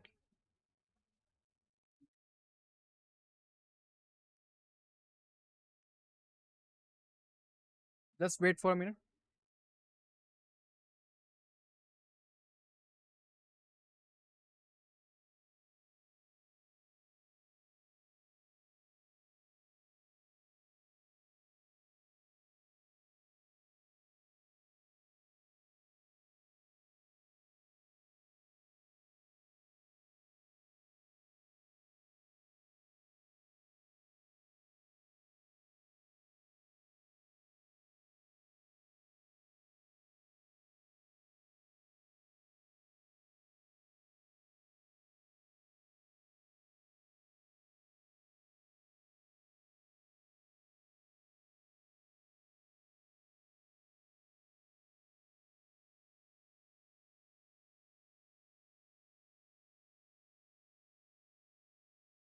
Now we'll do some question based on complex number.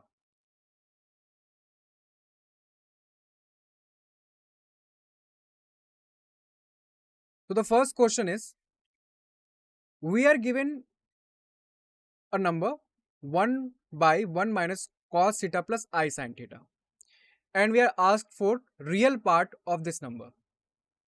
Okay, and the given options are minus 1 by 2, 1 by 2, 1 by 2 tan theta by 2, and 2.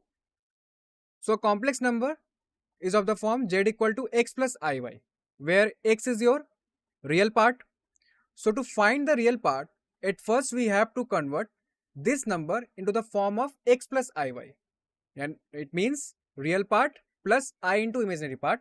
Then we can easily say which option is correct. It is either option A, that is minus 1 by 2, option B is 1 by 2, option C 1 by 2 tan theta by 2, or option D 2.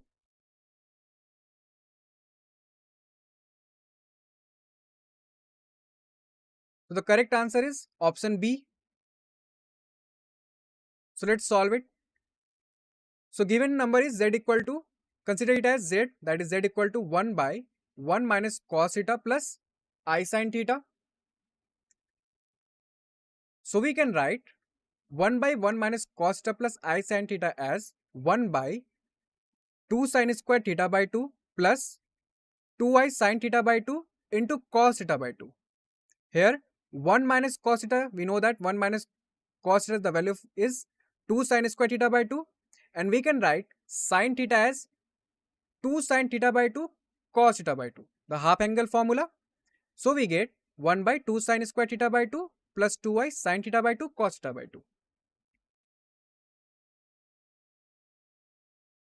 Now just take common 2i sin theta by 2. So from the second term we get cos theta by 2, and for the first term we get minus I sin theta by 2, because when you multiply 2i into y we get 2. Okay, so we get, now we get cos theta by 2 plus I sin theta by 2 by 2i sin theta by 2. How we get this? Just multiply the numerator and denominator by the conjugate of cos theta by 2 minus I sin theta by 2, that is cos theta by 2 plus I sin theta by 2. So when you multiply the numerator and denominator with this, we get cos theta by 2 plus I sin theta by 2 by 2I sine theta by 2. From this, we get from the second term I sine theta by 2 by 2I sine theta by 2. I sine theta by 2 cancel out. We get 1 by 2. And from the first term, cos theta by 2 by 2I sine theta by 2, 1 by 2I. And cos theta by 2 by sine theta by 2 is cot theta by 2. So to write in the form of x plus iy, we get 1 by 2 minus I into 1 by 2 cot theta by 2. We just multiply with I and I in the numerator and denominator in the second term. So this is of the form x plus iy. So the first term is real part and the second term is imaginary part. But in the question, we are asked for real part of the number 1 by 1 minus cos theta plus I sin theta, and that is 1 by 2. So correct option is option B. Okay. Very good.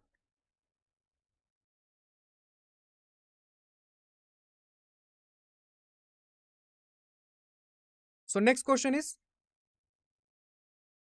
so in this question, we are given a complex expression 2 plus 3I sin theta by 1 minus 2I sin theta. Okay.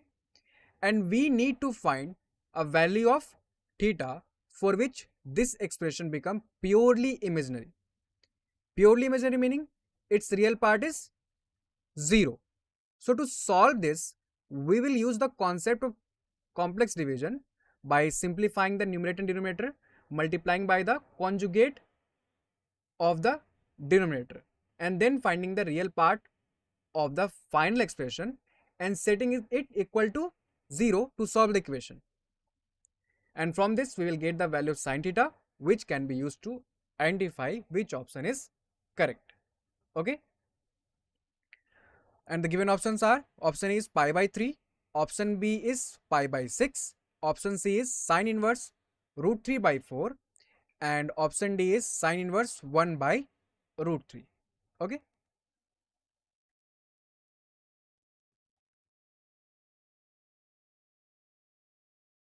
So the correct option will be option D. So let's solve together.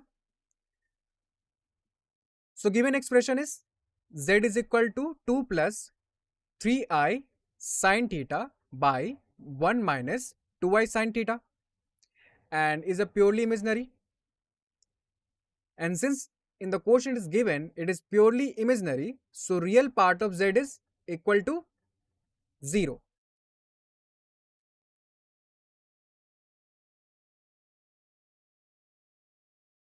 So just consider z equal to 2 plus 3I sin theta by 1 minus 2I sin theta.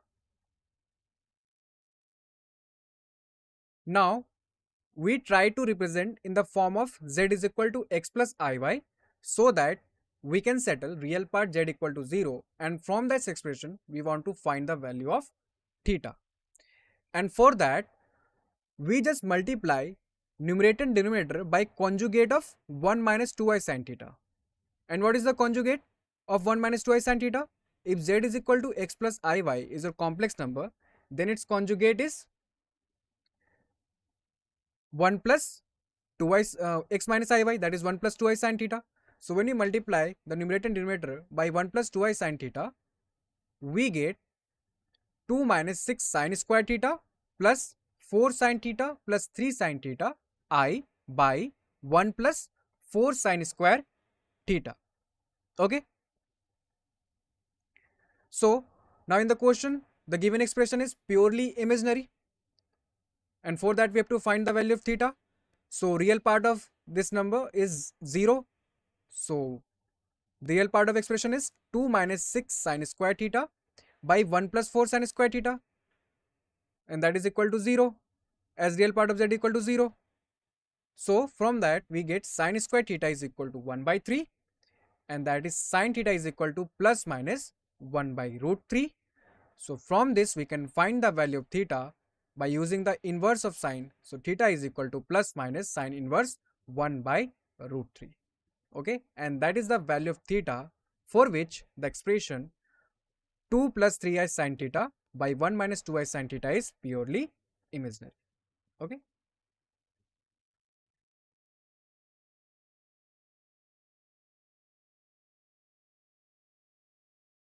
Now the next question is,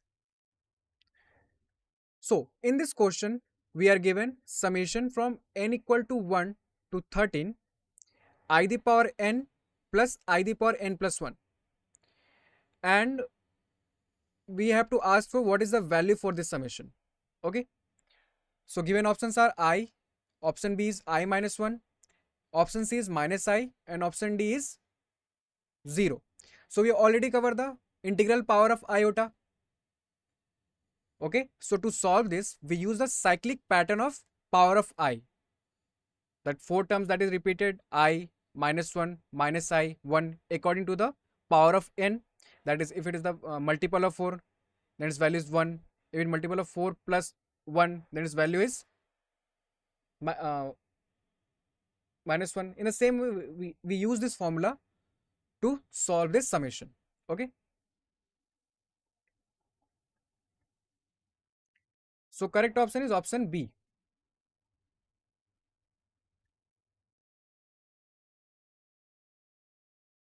So the given summation is n equal to 1 to 13 I the power n plus I the power n plus 1.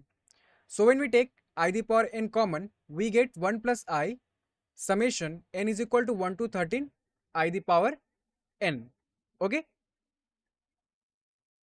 and when you use the formula for summation of n equal to 1 to 13 into I the power n, the value is I into 1 minus I the power 13 by 1 minus I into 1 plus I. Now we just need to simplify this expression to find the value of summation, and for that we have to calculate the value of I the power 13, and we know that I the power 13 is equal to I. Why? Because 13 can be written as 4 into 3 plus 1, and for that the value is I, and the value of I square is minus 1. So when we use this into the above expression and solve this, we get the value I minus 1, and the correct option is option B. Okay,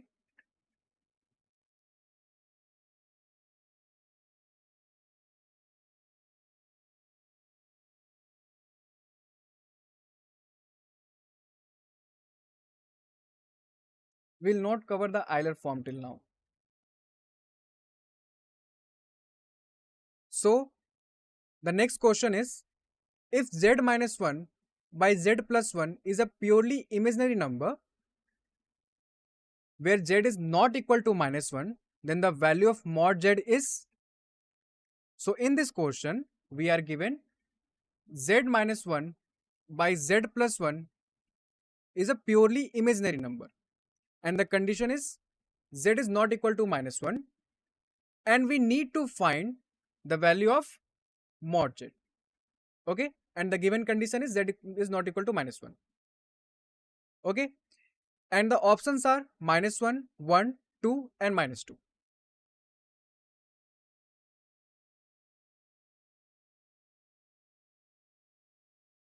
So the correct option is B. Okay,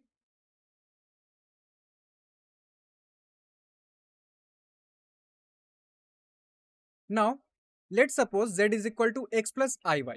Okay, and the given expression is z minus 1 by z plus 1. So we can write z as x plus iy. So we get x plus iy minus 1 by x plus iy plus 1. So we just replace z by x plus iy. Okay, now we simplify this term to write in the form of x plus iy. It means real part plus iota imaginary part. And to convert it into that form, we just rationalize the complex fraction. We multiply the numerator and denominator by the conjugate of denominator, that is x plus 1 plus iy. We multiply with its conjugate, that is x plus 1 minus iy. So when we multiply the numerator and denominator by its conjugate, we get x square minus 1 plus iota y into x plus 1 minus x plus 1 plus y square by x plus 1 whole square plus y square. So when we split it into the complex fraction, like into the real and imaginary part, then we get z minus 1 by z plus 1 is equal to x square plus y square minus 1 by x plus 1 whole square plus y square plus iota 2y by x plus 1 whole square plus y square. So we write in the form of x plus y iy, where first part is real part plus iota imaginary part. Okay. Now in the question, z minus 1, z plus 1 is a purely imaginary number. So real part must be 0. Okay. So we get real part of z minus 1 by z plus 1 is equal to 0. And real part of z minus 1 z plus 1 is x square plus y square minus 1 by x plus 1 whole square plus y square is equal to 0. So when we simplify it, we get x square plus y square minus 1 is equal to 0. That is x square plus y square is equal to 1. So in the question we are asked for the value of mod of z. So what is the formula for mod z? If z is equal to x plus iy is a complex number, then mod of z is root under x square plus y square. So x square plus y square can be written as mod z square. So mod z square is equal to 1, and it implies the value of mod z is equal to 1. Clear?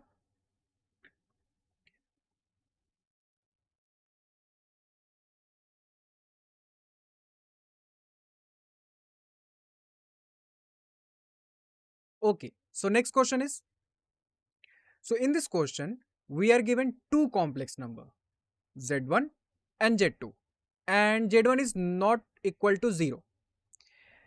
And the given condition is the number is such that z2 by z1 is purely imaginary number. Okay. Then we need to find mod of 2z1 plus 3z2 by 2z1 minus 3z2. So to solve this, we will use the modulus property and the concept of complex number being purely imaginary. So what is the meaning of purely imaginary number? Then the number is of the form I into some number, because real part must be 0. So if a number is of the type z equal to x plus iy, then x is 0. Okay. And then we find the magnitude of 2z1 plus 3z2 by 2z1 minus 3z2. And given options are option A 2, option B 5, option C 3, and option D 1. Okay.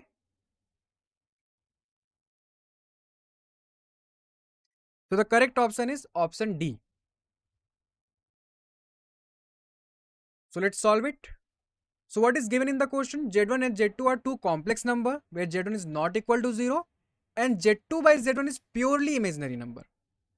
So it is, if it is a purely imaginary number, then it means the real part of Z2 by Z1 is 0.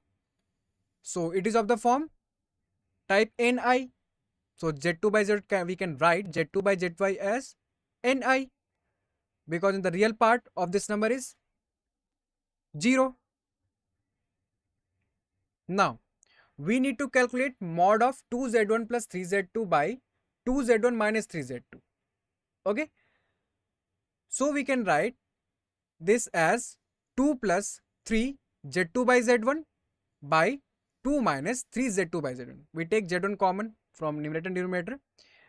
We write in this form because we have the value of z2 by z1 and we want to use that. So we can write it as 2 plus 3ni by 2 minus 3ni, and this is your complex number, and you can easily find the mod of 2 plus 3ni by mod of 2 minus 3ni. If we have a complex number of type z equal to x plus iy, then mod is root under x square plus y square. So for the numerator part, 2 plus 3ni, here the value of x is 2 and the value of y is 3n, so we get root under 4 plus 9n square. And for the denominator part, 2 minus 3ni, so x is 2 and y is minus 3n, so when we square we get 4 plus 9n square under root. So both numerator and denominator is same, so we get 1. So 1 is the mod of 2z1 plus 3z2 by 2z1 minus 3z2. Clear?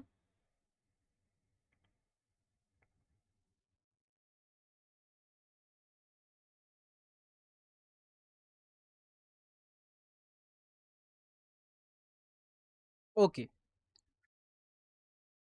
So next question is, if fz is equal to 7 minus z by 1 minus z square, where z is equal to 1 plus 2y, then mod of fz is equal to, options are mod z by 2, option B mod z, option C 2 into mod z, and option D none of the these.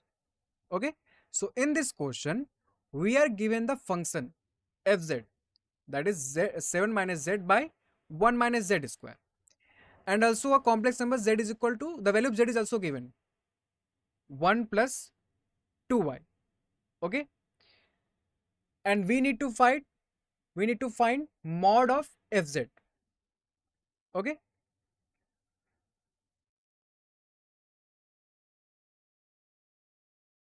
So the correct option is A. So given function is fz is equal to 7 minus z by 1 minus z square, and where z is equal to 1 plus 2y. So this means we just need to substitute the value of z and evaluate the function. So now we simplify the numerator and denominator by substituting z is equal to 1 plus 2y. So we get fz is equal to 7 minus 1 plus 2y by 1 minus 1 plus 2y whole square.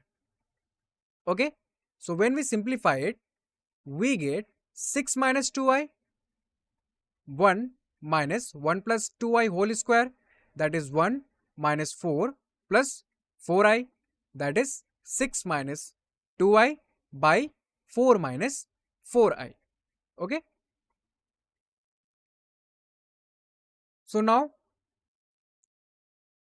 we write 6 minus 2i by 4 into 1 minus i, and we rationalize. So we multiply numerator and denominator by conjugate of 1 minus i. So what is conjugate of 1 minus i? 1 plus i. So when we multiply 6 minus 2i by 1 plus i and the denominator 4 into 1 minus i with 1 plus i, we get 6 plus 4i plus 2. And in the denominator part, 4 into 1 square minus i square, as 1 minus I plus into 1 plus I, that is 1 square minus I square. Okay. So we get 8 plus 4i by 4 into 2, that is 1 by 2 into 2 plus I. Clear? So now we have a complex number 1 by 2, 2 plus I, that is the value of fz, and from this we can easily calculate the mod of fz, because it is of the form x plus iy. So magnitude of fz is equal to 1 by 2, and 2 plus I is a complex number, so its magnitude is root under x square plus y square, where x is 2 and y is 1. So we get root under 4 plus 1, that is root 5 by 2. Now what is z? Z is 1 plus 2i. And if we calculate the mod of z, so mod of z is root under 1 square plus 2 square. So root under 1 plus 4, that is 5. So root 5 is the magnitude of z. So we can write in the place of root 5 mod z. So magnitude of fz is equal to mod z by 2. Okay. So as z is equal to 1 plus 2i, the magnitude of z is root 5. So we get mod of fz is equal to mod z by 2. Clear?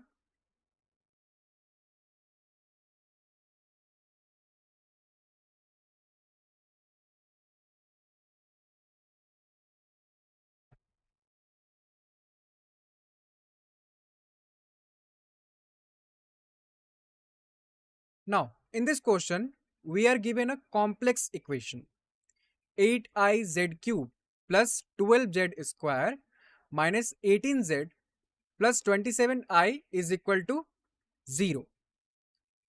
So, this equation is in terms of complex number z, and we need to find mod of z, which means modulus of the complex number z, and that is magnitude of z. So to solve this, we will simplify the equation and try to find a value that satisfies the equation.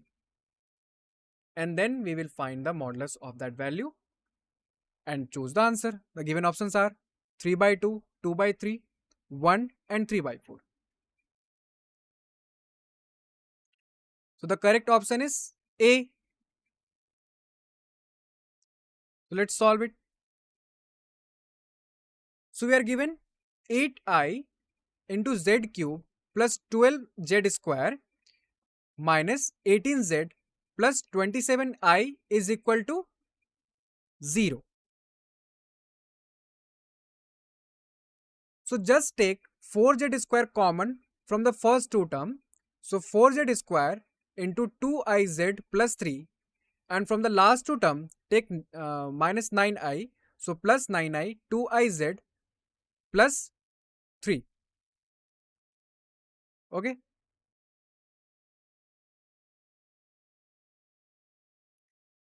And when we take 2iz plus 3 common, we get 2iz plus 3 into 4z square plus 9i is equal to 0.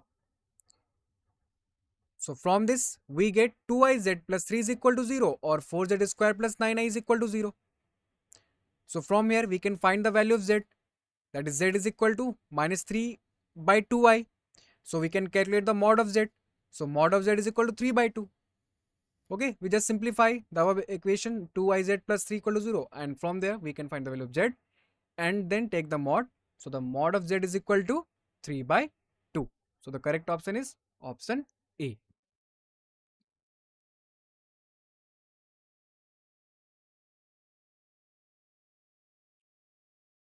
So next question is, if a complex number z satisfy the equation z plus root 2 mod z plus 1 plus I is equal to 0, then mod z is equal to, options are 2, root 3, root 5 and 1.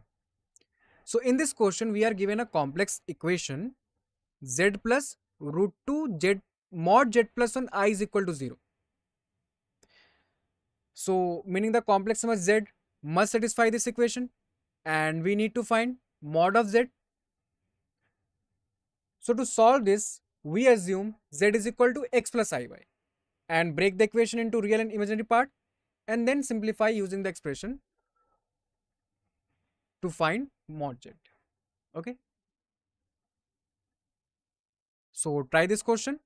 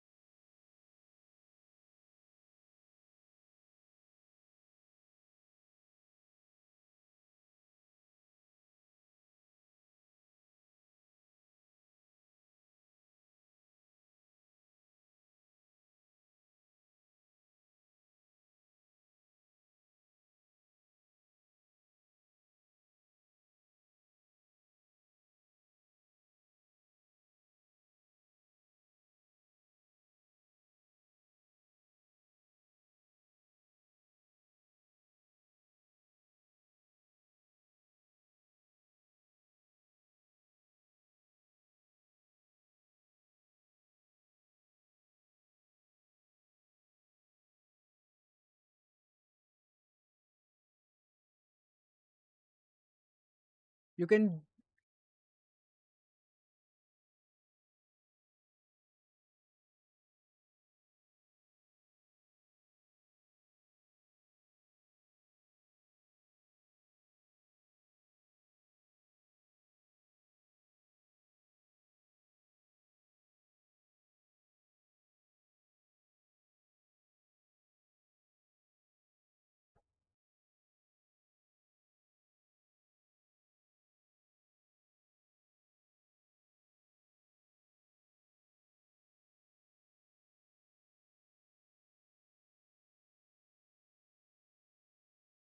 So the correct option is C. Okay, so let's solve it. So we have the equation is z plus root 2 mod z plus 1 plus I is equal to 0. So just take z equal to x plus iy. So we can write x plus iy plus root 2 mod x plus iy plus 1 plus I is equal to 0. Okay. Now, x plus iy plus root 2, just calculate the mod of x plus iy plus 1. This is a complex number, x plus 1 plus iy, where real part is x plus 1 and imaginary part is y. So its magnitude is root under x plus 1 whole square plus y square. So we get x plus iy plus root 2 root under x plus 1 whole square plus y square plus I is equal to 0. Okay. So when we equate real and imaginary part to 0, so real part x plus root 2 root under x plus 1 whole square plus y square is equal to 0, and imaginary part, that is y plus 1, is also 0. So from here we get y is equal to minus 1, and imaginary real part x plus root 2 root under x plus 1 whole square plus minus 1 whole square is equal to 0, as the value of y is minus 1. Okay. So now we have value of imaginary part for complex number z. So we need to calculate x, that is real part of z. So from this equation we get x square is equal to 2 into x plus 1 whole square plus 1. We just square both sides.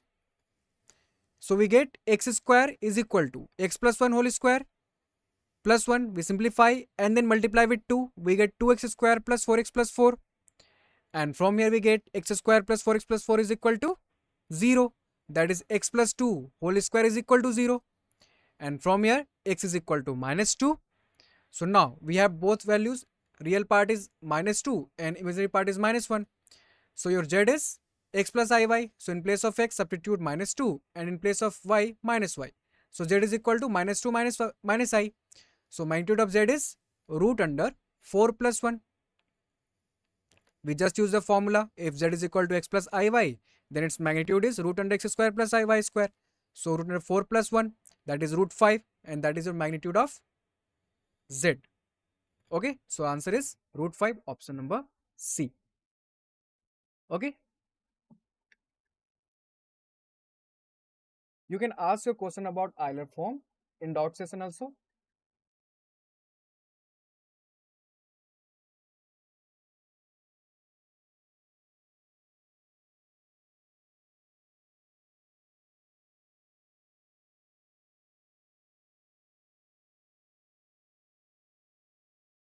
Okay, if you have any doubt regarding Euler form,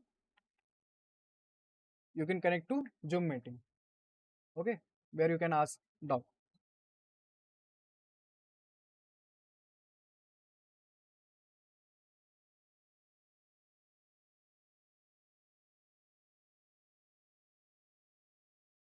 So that's all for today.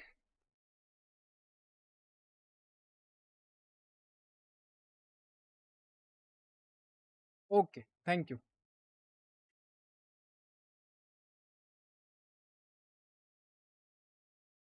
I hope the session was helpful. Okay.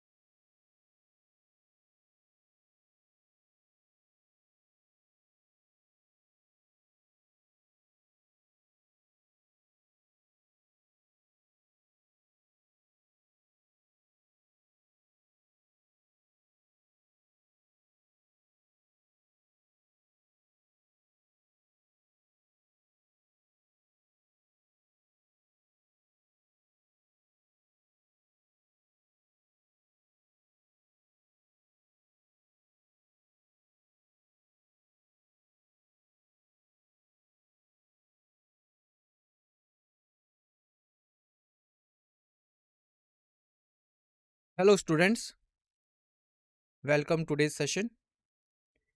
In today's lecture, we are going to learn about motion in a plane. This is theory part 1.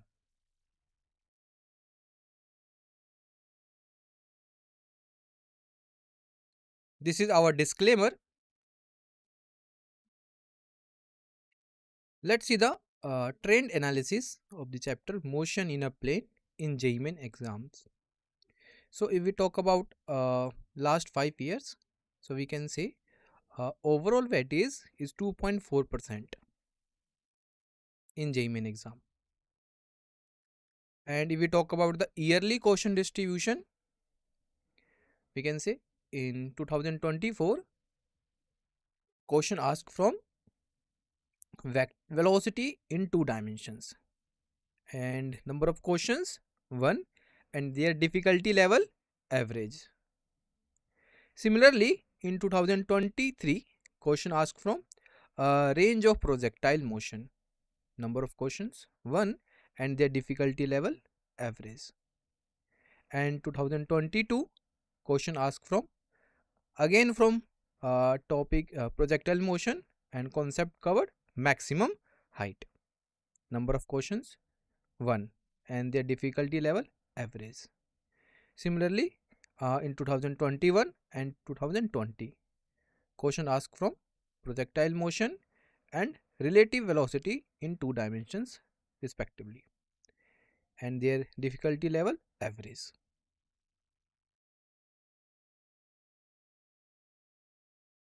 So in today's lecture, we will cover first scalar and vector quantities,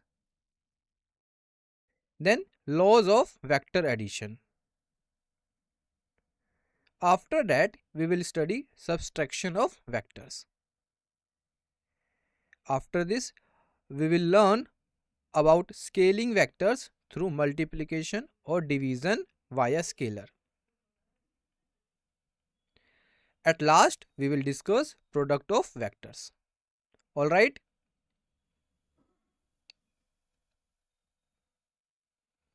So, let's start. Scalar and vector quantities. You know, we have two physical quantities, scalar physical quantities and vector physical quantities. If we talk about the scalar physical quantity, we can say it has both magnitude and direction. It can be represented by a single number and unit such as mass, yes or no, 2 kg. Suppose mass is 2 kg. So then we can say 2 is the magnitude and kg is the unit. And distance, so we can say length 2 meter. So 2 is the magnitude and meter is the unit. Similarly, speed 2 meter per second. So 2 is the magnitude and meter per second is the unit. And energy, like 2 joule energy, 5 joule energy. So 5 is the magnitude and joule is the unit. So these type of quantities known as scalar quantities which has only magnitude with a proper unit. Alright everyone. Whereas the second physical quantities we have vector quantity. So if we talk about the vector quantity, so we can say it has both magnitude and direction. This means that two vectors with the same magnitude but different directions are considered different quantities. If we talk about the example, we can say velocity, displacement, force, etc. The important point here is this, please note down. Vectors follow special rules for addition and subtraction, such as the triangle law of vector addition, or we can say parallelogram law of vector addition. Yes or no?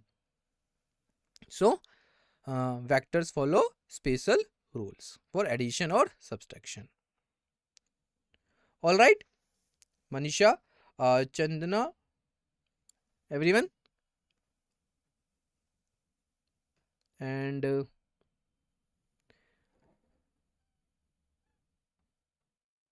clear.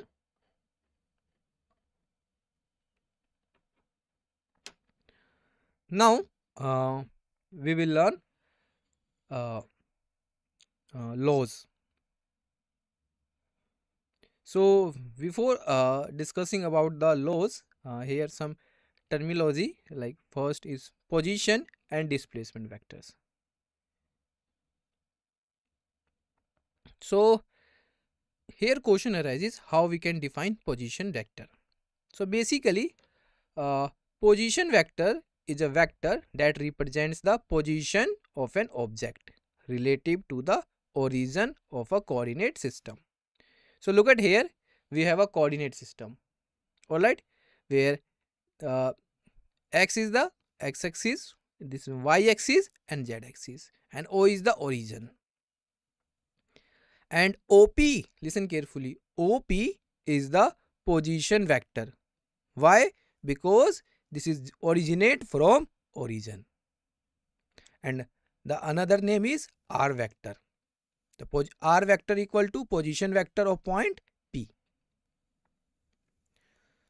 It shows both the distance and the direction of the object from the origin. For example, suppose, listen carefully, if an object is located at point P as shown in the figure, the position vector, that is R vector, points from the origin to that point P. Alright. So O to P is the position vector.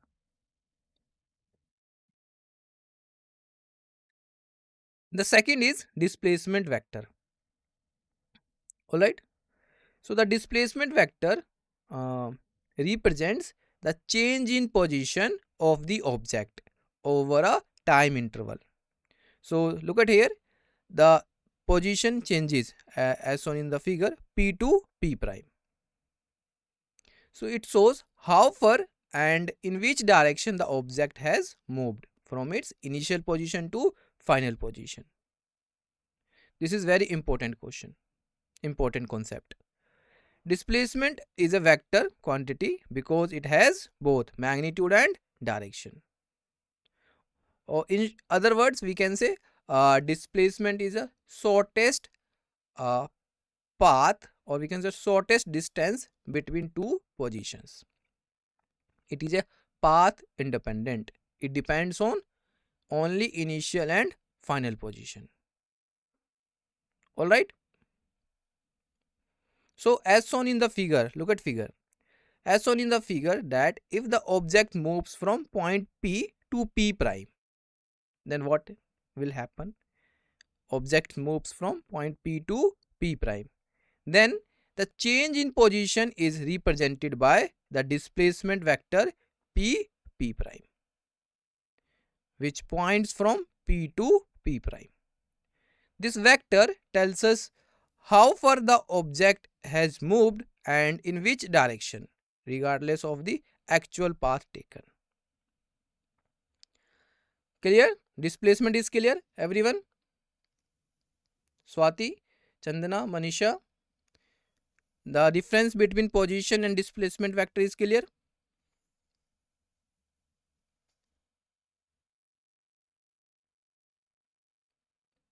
Okay. Now, general vectors and notation. So first we have a zero vector. A zero vector is a vector with zero magnitude, denoted as 0. Look at here, the bold 0 means zero vector. Since its initial and final points coincide, so it has no specific direction. No specific direction. It essentially represents no movement. It means there is a no displacement. If the movement is absent, so we can say displacement should be 0. The second vector is this unit vector. Now this concept is important because uh, this is a basic term, that asked in exam again and again. So unit vector, a vector of unit magnitude is known as an unit vector, or we can say it indicates direction only without changing the size of the vector it represents. So a cap is the representation of unit vector. All right. So if we talk about the direction, so we can say it points in same direction as the direction of a vector. All right. So here a vector is equal to a into a cap. So a is the magnitude and a cap is the unit vector. The third vector is orthogonal unit vectors. So think about it. We can say orthogonal unit vectors are the unit vectors along the coordinate axis. You know, three axes: x axis, y axis and z axis. So along x axis I cap, along y axis j cap, and along z axis k cap are the unit vectors. So in simple words, we can say I cap along x axis, j cap along y axis and k cap along the z axis. I cap, j cap and k cap are the mutually perpendicular to each other. All right, it means these are the orthogonal. Yes, perpendicular. The angle between these vectors are 90 degree. Mathematically, look at here, I cap is equal to x divided by x. Here bold x is the vector and the normal x is the magnitude. All right. Similarly, j cap is equal to y divided by y. So bold y is vector quantity and normal y is magnitude. Similarly, k cap is equal to z divided by z, where x, y and z are the vectors along the respective axis.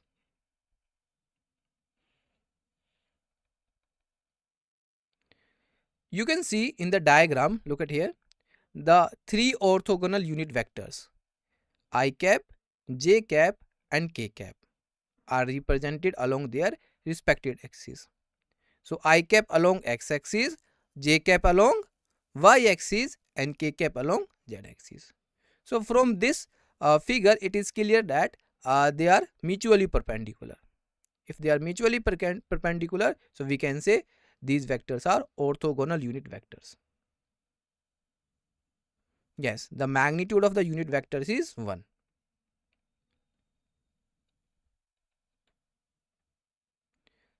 Next is parallel vector. So two vectors are parallel if they point in the same direction regardless of their magnitudes.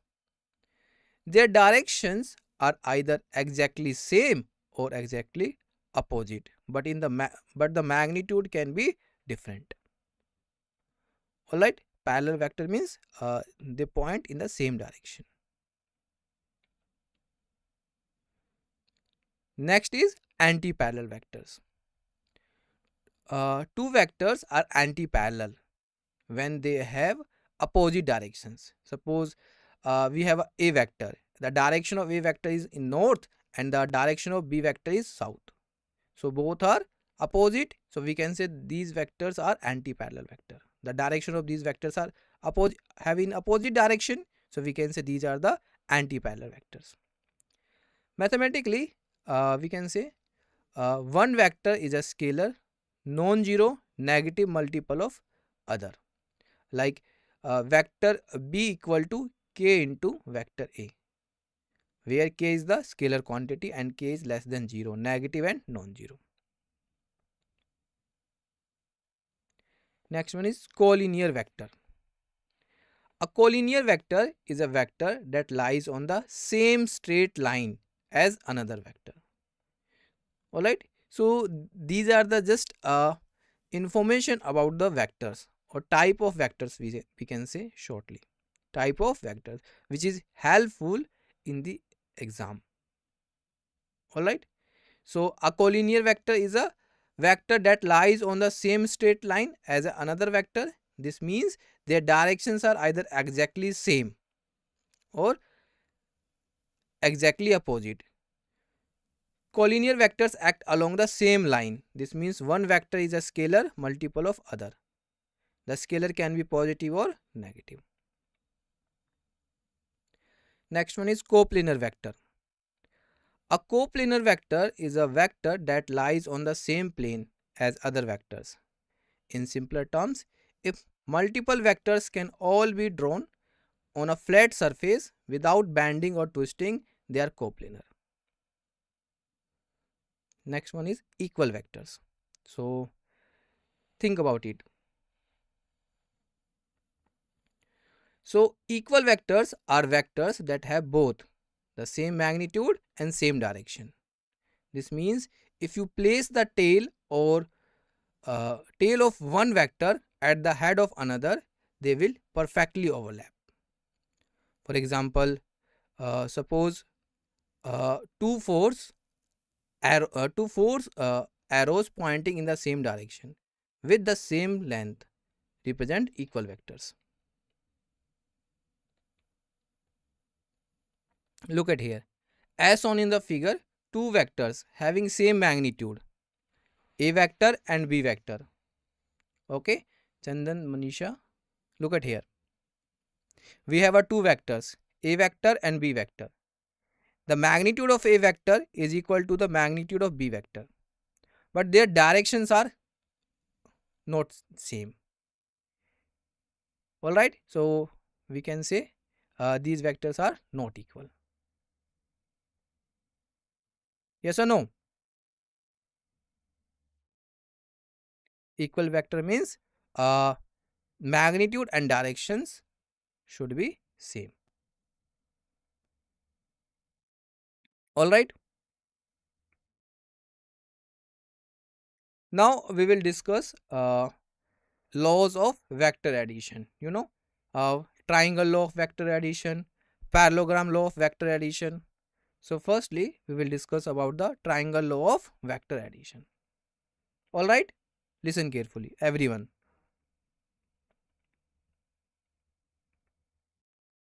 So if two non-zero vectors are represented by the two sides of a triangle taken in the same order, then the resultant is given by the third side of the triangle in opposite.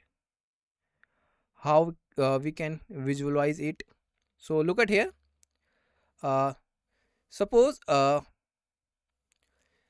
if two non-zero vectors, A vector and B vector here, A vector and B vector, two non-zero vectors are represented by two sides of a triangle taken in the same order, then the resultant vector is represented by the third side of the triangle taken in the opposite order. So here A vector and B vector have in same order OP and PQ.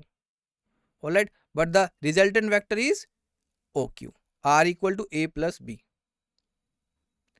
In other words, when two vectors A and B are placed head to tail, the vector that completes the triangle in the reverse direction is the sum of the two vectors, denoted as R equals A plus B as shown in the figure. Alright? Yes, please ask. Now, as you can see in the figure, two vectors A vector and B vector along with their resultant R is represented. R equal to A plus B. Angle between these two vectors A vector and B vector is the theta, and the angle made by resultant vector R with A is alpha. Alright? Yes, ask. And the resultant r can be calculated as mod of a plus b equal to r equal to under root a square plus b square plus 2ab cos theta. So this is the important formula to calculate the resultant vector. Yes, Manisha, please ask. If you have any doubt, write in the chat box.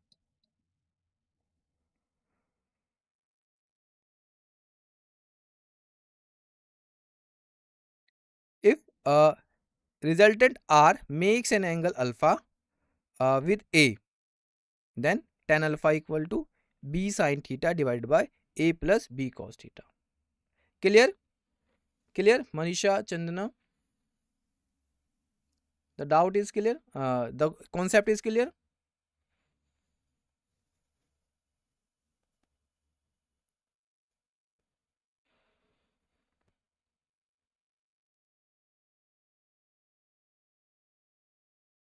Alright. So additionally we can say if the resultant vector r forms an angle alpha with vector a, this angle can be found using the tangent function. The tangent of alpha is equal to the product of magnitude of vector b, and the sine of the angle theta here divided by the sum of the magnitude of vector a and the product of the magnitude of vector b and the cosine of the theta. This relation helps determine the direction of the resultant vector relative to vector a. Alright, so these formulas are very important. Resultant vector r equal to under root a square plus b square plus 2ab cos theta, and tan alpha equal to b sin theta divided by a plus b cos theta. Alright.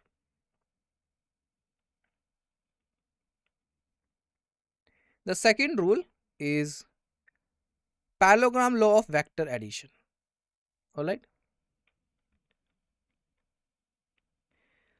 The parallelogram law of vector addition states that, listen carefully, the definition of the law. If two vectors acting on a particle are represented in both magnitude and direction by two adjacent sides of a parallelogram, then the diagonal of the parallelogram represents the magnitude and the direction of the resultant of those two vectors. In other words, if vector p and q are the two adjacent sides of the parallelogram, then their resultant vector r is given by the sum of p and q. So written as r equal to p plus q. So for more understanding, look at here. As you can see in the figure, two vectors, a vector and b vector, represented in the form of two consecutive sides of parallelogram along their resultant vector r, which is represented as the diagonal of the parallelogram. Clear? The figure is clear? So here we have a two consecutive vectors, a vector and v vector. Alright, and r is the resultant vector, or we can say diagonal of parallelogram. The angle between these two vectors, first a vector and b vector, is theta, and angle made by resultant vector r with a is alpha. Alright, as you can see in figure, and angle made by resultant vector with q is beta here. So angle QOS is equal to angle OSP. Why? Because vertically opposite angle. Alright, because the angle is opposite. Alright, so here angle made by resultant with vector q is beta here. Two perpendiculars are drawn from P. So from P it is PM, and drawn from P and S on OS and OP respectively. So from P, PM and SN here. Alright. The magnitude of the resultant vector R can be calculated using the formula similar to the law of cosines. So mod of R equal to here, mod of R equal to under root P square plus Q square plus 2PQ cos theta. Alright, or we can say the length of R is the square root of the sum of the squares of these magnitudes of P and Q plus twice the product of their magnitudes and the cosine of the angle theta between them. This shows how the magnitude of the resultant depends on both the lengths of the vector P and Q and the angle between them.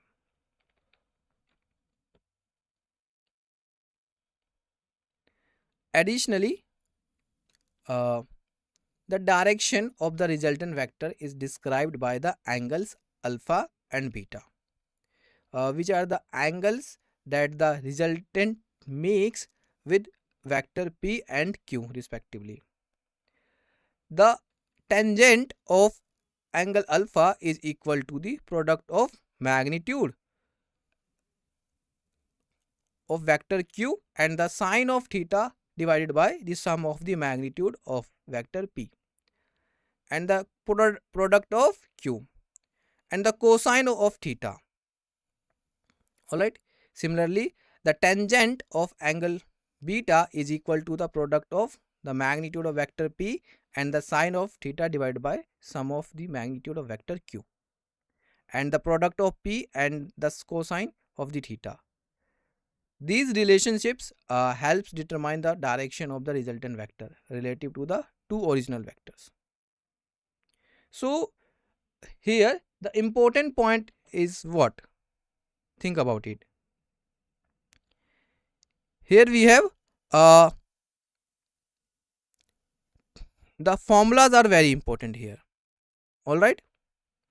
Formulas are very important.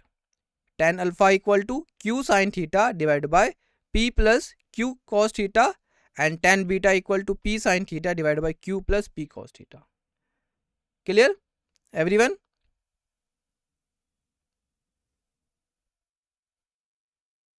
Yes or no? Manisha? Chandana?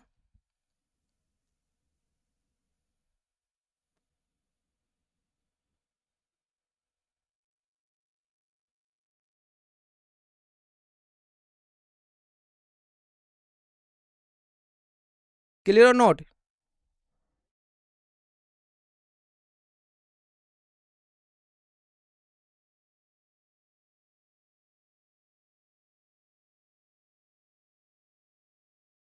Yes or no?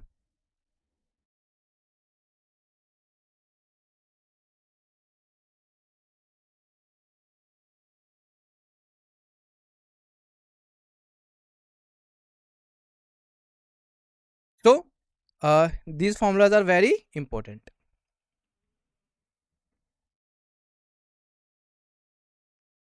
As you can see in the figure, two vectors, vectors A and vector B are represented in the form of two consecutive sides of parallelogram. Alright, along with their resultant vector R. So here A vector in first one, A vector and B vector are consecutive vectors and their resultant vector is R vector. Alright, which is represented as a diagonal of parallelogram. So now we can shift B vector using parallel shift, and now this resultant arrangement can be seen equivalent to the triangle. Next is subtraction of vectors. So vector subtraction is based on the concept of the negative of a vector. Alright. So there is some rule to subtract two vectors. When we subtract vector b from vector a, denoted as a minus b, it is defined as adding the negative of vector b to vector a. Alright. So a vector minus b vector is equal to a vector plus minus b vector. This means that vector subtraction is essentially a special case of vector addition, where the second vector is reversed in direction. Geometrically, to subtract vector b from vector a,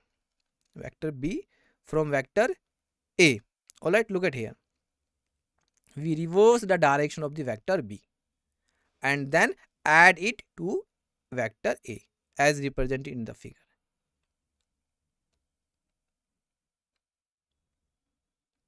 Now, if theta is the angle between vectors a and b, the magnitude of the difference between a minus b can be calculated using a formula similar to the law of cosines. So, here mod of a minus b equal to under root a square plus b square minus 2ab cos theta. Alright. Or we can say the length of the vector a minus b is the square root of the sum of the squares of the magnitudes of a and b minus twice of the product of their magnitudes and thus cosine of the angle theta between them. This formula shows how the length of the vector difference depends on the length of the original vectors and the angle between them. Alright. Yes or no? Any doubt?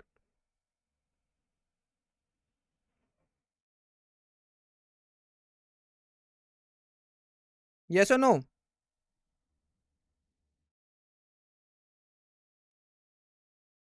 Alright. Additionally, one more concept. When vectors form a closed polygon, look at it here, closed polygon with n sides, and all the vectors are arranged in order, the resultant vector sum is 0 as shown in the figure. Why? Look at here, a vector, b vector, c vector plus d vector equal to 0. This means that if you travel along the vectors in order and end up where you started, the total displacement is 0, indicating that the vector sum cancels out. Alright.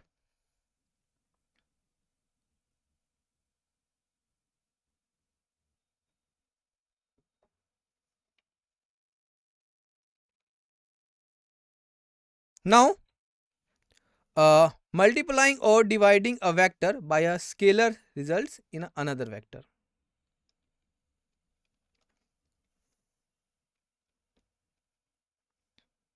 For example, when a vector a is multiplied by a scalar number like 3, alright, the resulting vector written as 3 times a has a magnitude that is 3 times larger than the original vector a, and it points in the same direction as a. This means the vector's length is scaled by the factor of 3 without changing its direction.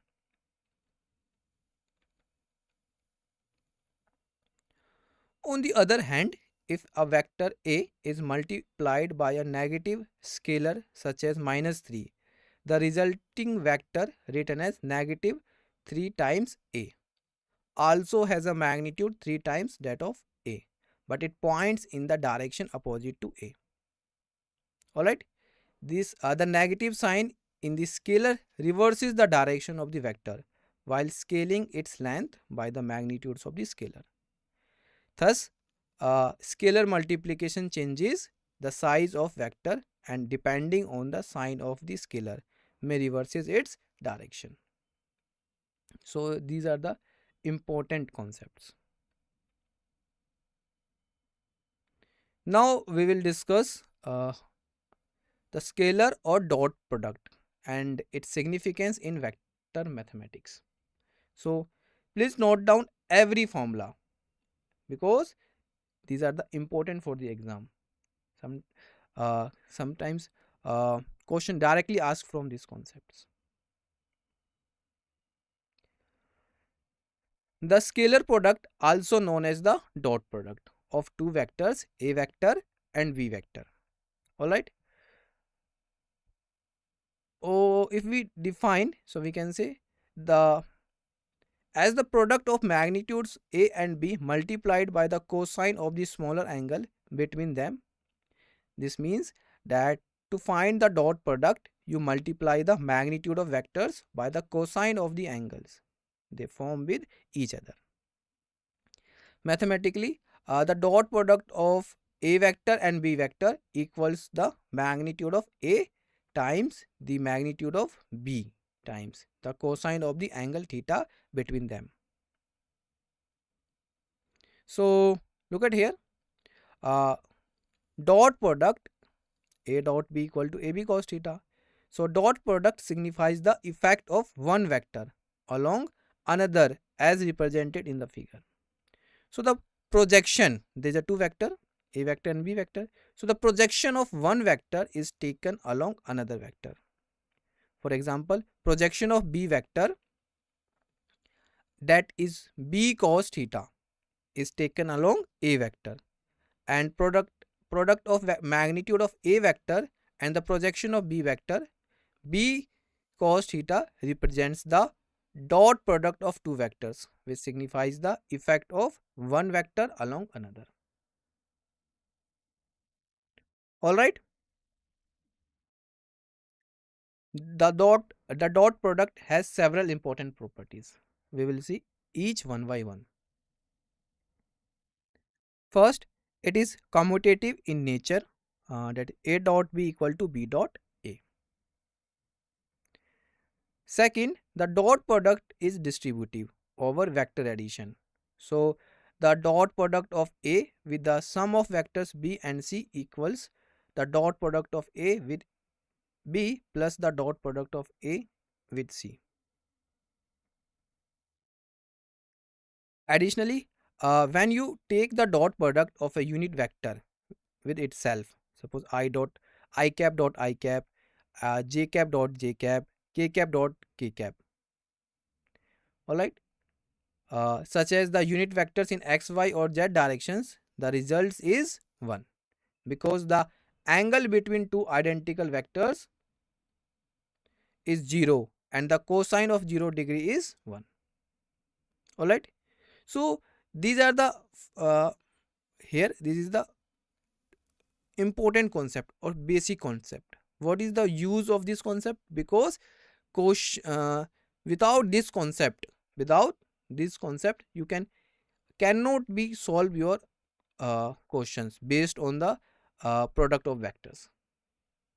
All right. So if two vectors are perpendicular to each other, meaning they form a 90-degree angle, their dot product is 0 because the cosine of 90 degrees is 0. For example, the dot product of unit vector in the x and y directions or y and z directions or z and x directions is 0 since they are perpendicular to each other. Alright. So we can see I cap dot j cap equal to j cap dot k cap equal to k cap dot I cap equal to 0. Clear?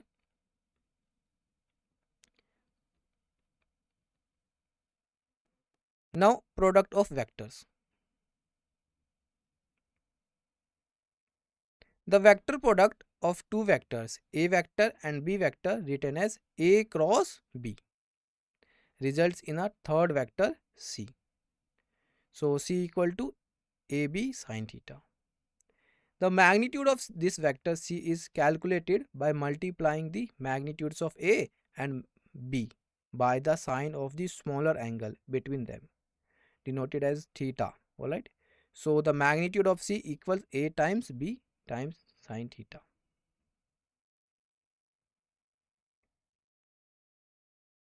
Because of the notation, A cross B is also known as the uh, cross product, and it is spelled as A cross B.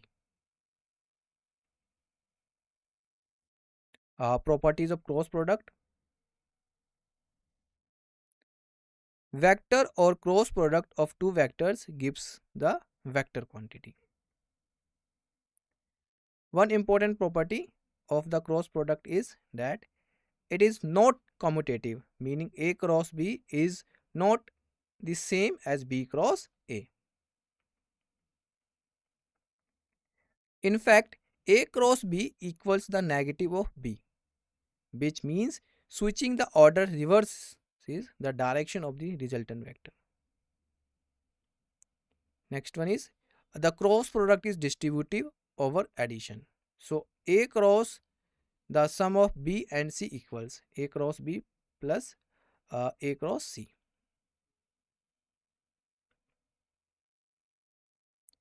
When two vectors are equal, such as A cross A, alright, the cross product is 0 because the sign of 0 degrees, the angle between A vector and itself is 0, resulting in a 0 vector.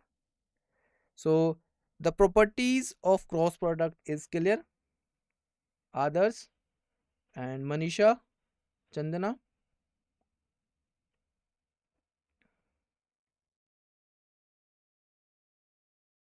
Every properties is clear.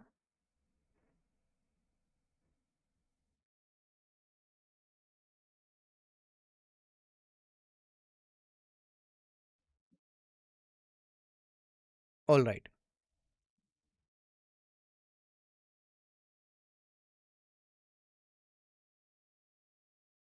Now cross product of two vectors is given. Here A cross A equal to 0. Similarly,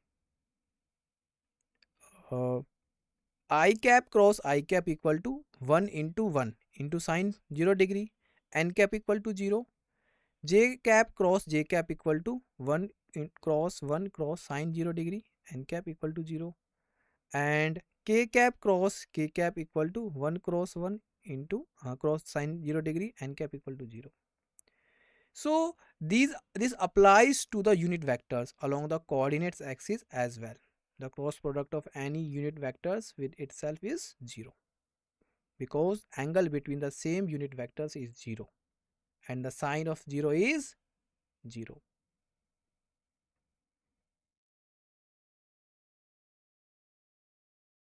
For two perpendicular vectors, the cross product is equal to the product of their magnitudes because the sine of 90 degrees is 1 and the resulting vector points in the same points in the direction perpendicular to both original vectors represented by a unit vector n.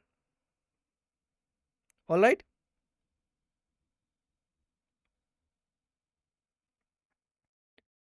Product of vectors for two vectors a vector and v vector. So here a vector is equal to ax I cap plus ay j cap and b vector equal to bx I cap plus by j cap plus bz k cap. So for two vectors a and b vector, where a is expressed as ax times the unit vector I cap plus ay j cap plus az k cap, similarly b vector. All right. So cross product a cross b can be calculated using the determinant of a 3 by 3 matrix. So this is very important. All right, a cross b. So to solve cross product, we will use the simple method, that is determinant method. This matrix has the unit vectors I cap, j cap, k cap in the first row. All right, so this is the determinant matrix a cross b. In first row, the unit vectors I cap, j cap, k cap. All right, and the components of vector a in the second row. ax, ay and az, and the components of vector b in the third row, bx, by, bz. By expanding this determinant, you get a new vector that is the cross product of a and b. So the cross product of unit vectors I cap, j cap and k cap follow specific cycle rules. For example, I cap cross j cap equals k cap, which means the cross product of the unit vector along the x-axis with the unit vector along the y-axis results in the unit vector along the z-axis. Similarly, I cap cross k cap equals negative j cap and k cap cross I cap equals j cap. These rules help in calculating the cross product of any vectors expressed in terms of I cap, j cap and k cap. For simplification, here we have a cycle representation for unit vectors I cap, j cap and k cap. So I cap cross j cap equal to k cap, k cap cross I cap equal to j cap and j cap cross k cap is equal to I cap. Alright.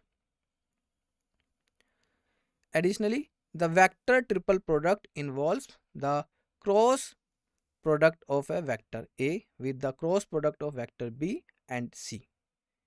The formula for this is as A cross B cross equals B times the dot product of A and C minus A times the dot product of A and B. This relationship is useful in simplifying expressions involving multiple cross products. So in simply we can say A cross B cross C equal to B into A dot C minus C into A dot B. So this is the vector triple product. Alright. In examination, directly question asked from this concept, vector triple product. Alright. So here you need to remember this formula. Clear everyone? Yes or no?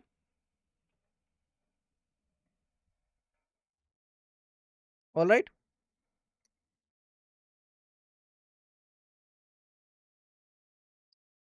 Now, students, we will solve some practice questions based on these concepts. All right. Are you ready for the question? Yes or no?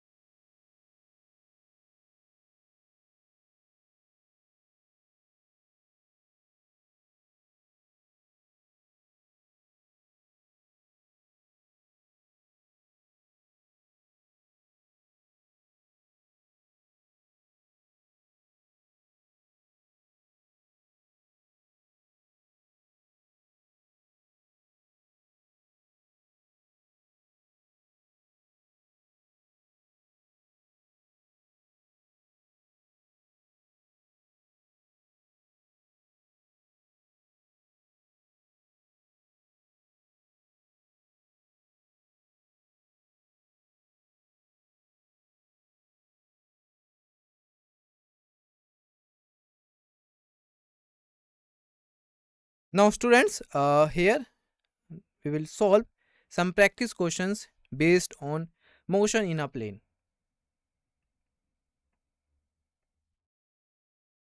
This is our disclaimer, and in today's lecture we will cover some practice questions based on motion in a plane. So the question says that vectors A and B are non-zero and have the same magnitude. It asks for the angle between A vector and A minus B. Alright.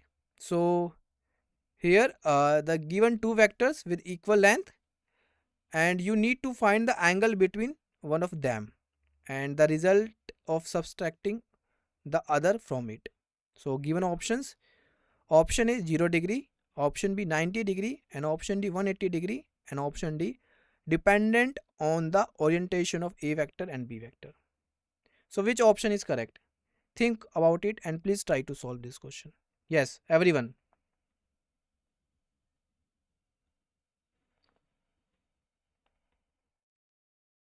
Please solve this question.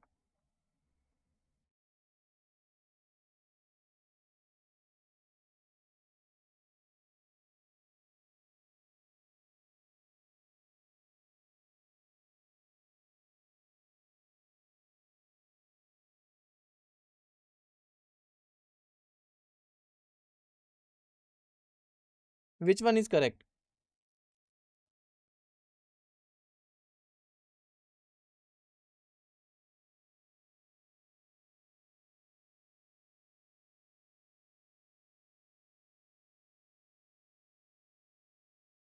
So correct option is D. Let's see the solution.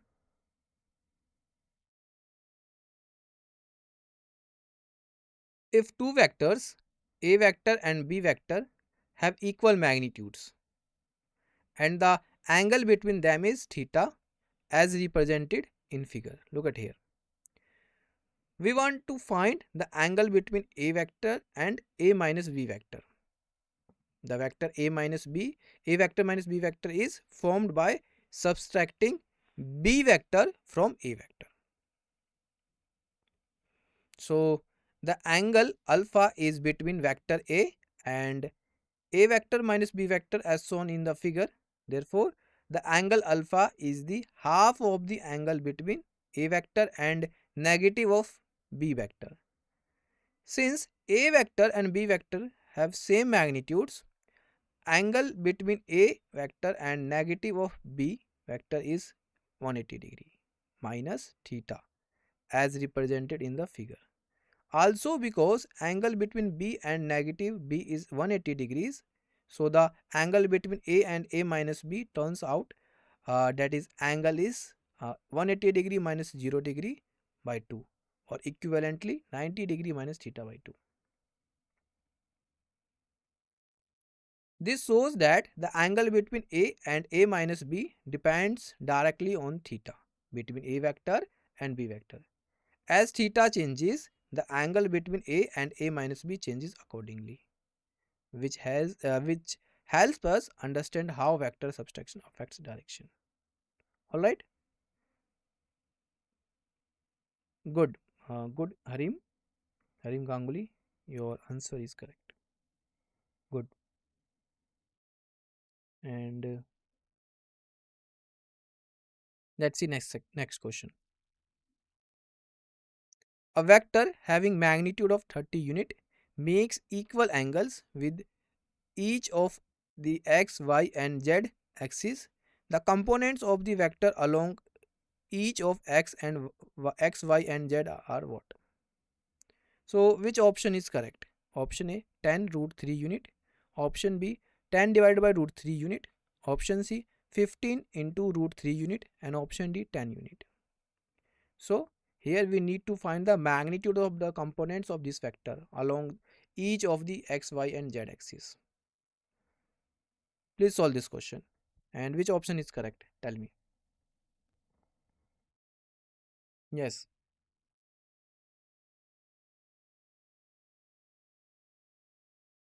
Everyone, please try to solve.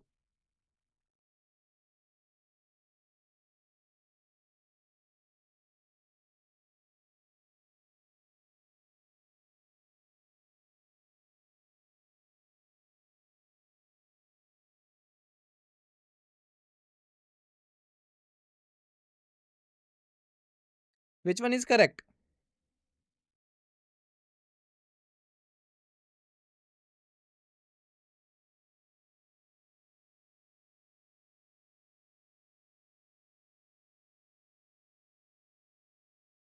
So the correct option is A. Alright. Let's see the solution. When a vector makes an equal angle with all three coordinate axes x, y and z, it means that the projection of a vector onto each axis is same, because the angle is the same for each axis. The length of the component of a vector along each axis must be same. Alright, and in other words, the vectors shadow or projection on the x-axis, y-axis and z-axis are all equal in magnitude. This is why we say the components along each axis satisfy ax equal to ay equal to az. This equality of components reflects the symmetry of the vectors direction with respect to coordinate system. Alright, so here ax equal to ay equal to az. The magnitude of vector A is given by the formula A equal to under root ax square plus ay square plus az square. Since all the components are equal, this becomes A equal to under root 3 ax square, which is equal to root 3 ax. Rearranging this to find ax, we get ax is equal to a divided by root 3. So given that the magnitude of A is equal to 30, so substituting this value gives Ax equal to 30 divided by root 3, which is equal to 10 root 3. Clear? So by symmetry, since the components are equal, the other components are also equal. Also Ay equal to 10 root 3 and Az equal to 10 root 3. Clear? So correct option is A. Good, Khush Jain, good. Your answer is correct.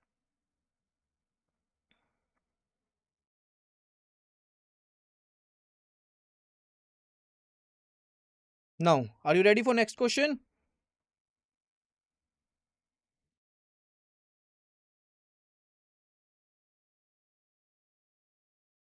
Next one. A particle has an initial velocity 3 I cap plus 4 j cap and an acceleration of 0.4 I cap plus 0.3 j cap. Its speed after 10 seconds is what? So here you have to find out the speed. Given options: option A 10 units, option B 7 root 2 units, option C 7 units and option D 8.5 units. So which one is correct? Please try to solve. Others and Harim. Alright, so please try to solve.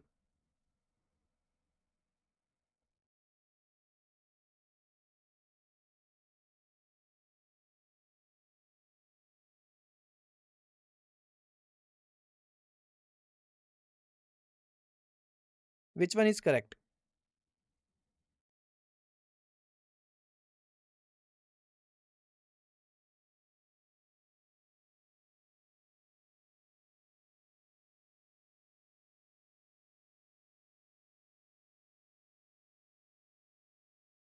Let's see the solution.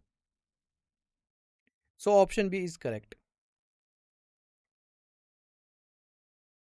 The problem starts with a particle having an initial velocity vector u equal to 3 I cap plus 4 j cap, where the component 3 along I cap represents the velocity in x direction and the component 4 along j cap represents the velocity in the y direction.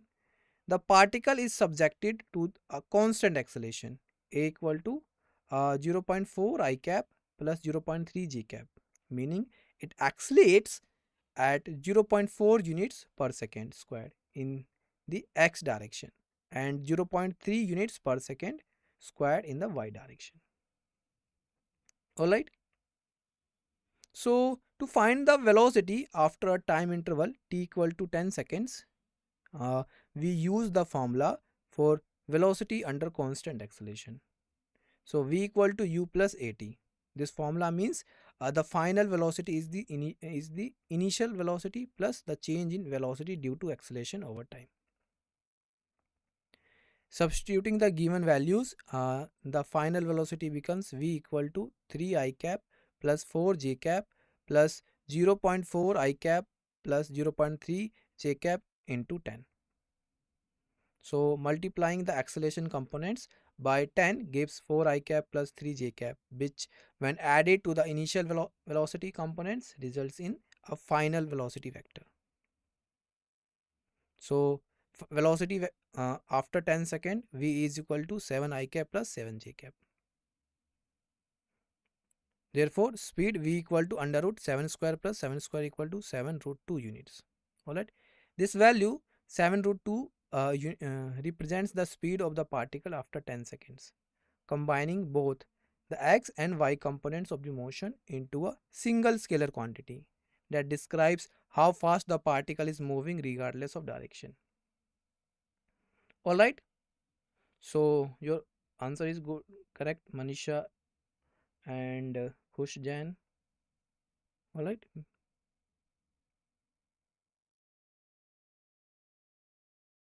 Next one.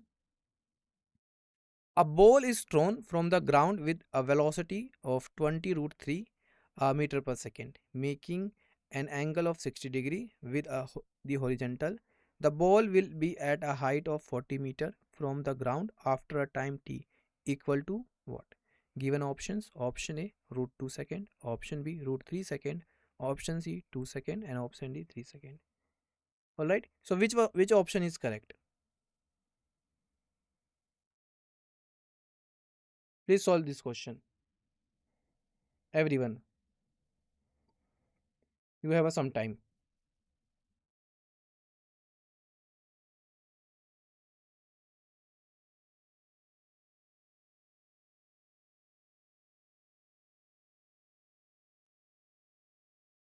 Yeah, which one is correct?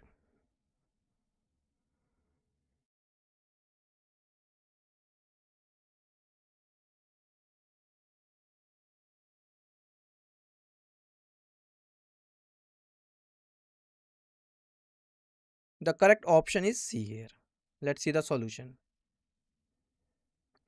The vertical displacements of the ball after time t is given by the equation s is equal to u sine theta t minus 1 by 2 gt square, where u is the initial velocity, theta is the angle of projection, and g is the acceleration due to gravity, and s is the height reached. So here the height s is 40 meters. The initial velocity u is 20 root 3 meter per second. The angle theta is 60 degree and g is the 10 meter per second square. So substituting these values into the equation and using sine 60 is equal to root 3 by 2, the equation becomes 40 equal to 20 into root 3 into root 3 by 2 into t minus 1 by 2 into 10 into t square. So simplifying this results in the quadratic equation, that is 5t square minus 30t plus 40 equal to 0. So equation is further simplified to t square minus 60 plus 8 equal to 0. So solving this quadratic equation gives two possible values for t, and that is 2 second and 4 second. So since the ball reaches the height of 40 meters twice, once on the way up and once on the way down, the minimum time t equal to 2 seconds corresponds to when the ball first reaches this height. Alright, so C is correct. Good Manisha, Khush Jain, Harim, your answer is correct. Next one, a force F equal to 5 I cap plus 3 j cap plus 2 k cap newtons is applied to a particle.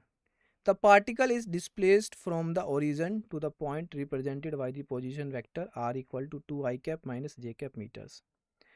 We have to find the work done by the force on the particle in joules. The sign of the work indicates whether the force is doing positive or negative work on the particle. The given options: option A minus 7, option B plus 7, option C plus 10, and option D plus 13. So which option is correct? Please try to solve, everyone.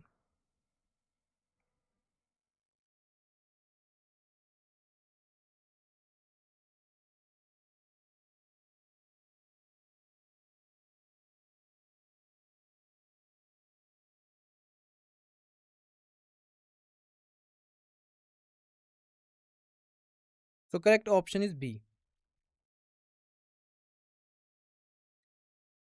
Now, the work done in displacing the particle is calculated using the dot product of the force vector F and the displacement vector R.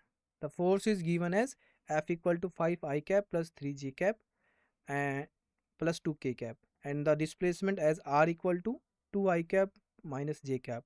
To find the work done, we take the dot product W equal to F dot R. So it will be 5 I cap plus 3 j cap plus 2 k cap dot 2 I cap minus j cap.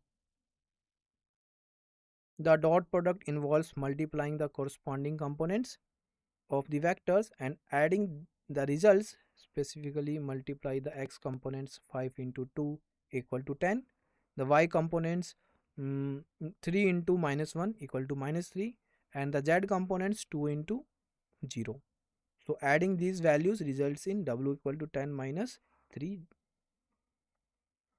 So therefore the work done by the force in moving the particle through the given displacement is 7 joules. This positive value indicates that the force has done positive work on the particle, contributing energy to its motion. Next one. If A cross B equal to B cross A, then the angle between A and B is what?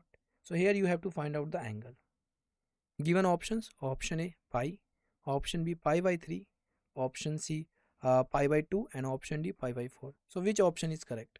Please solve this question.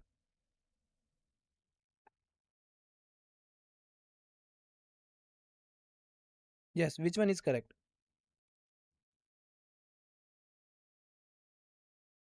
So correct option is A. In the given, it is given in the question that the cross product of two vectors A and B is equal to the cross product of B and A. That is A cross B equal to B cross A.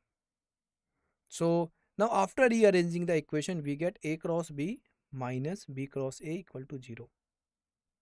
So however, from the fundamental properties of the cross product, we know that the order of the vectors matters and that B cross A equal to minus A cross B.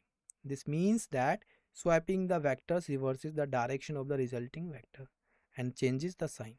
So using this property, the equation can be written as A cross B plus A cross B equal to 0. Now equation simplifies to 2 into A cross B, that is equal to 0. So the magnitude of cross product A cross B is given by AB sin theta, where A and B are the magnitudes of the vectors and theta is the angle between them. Therefore the equation becomes 2AB sin theta equal to 0. Since the magnitudes A and B are generally not 0, assuming non-zero vectors, so the only way for this product to be is if sin theta equal to 0. So the sine function equals 0 only at angles theta equal to 0 or theta is equal to pi radians, or we can say 0 or 180 degrees.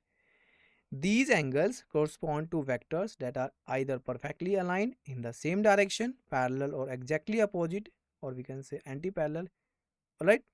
In other words, the initial assumption A cross B equal to B cross A can only hold true when the two vectors lie along the same line. Next one.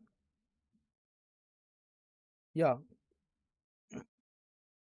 A ball rolls off the top of a stairway with a horizontal velocity of u meter per second.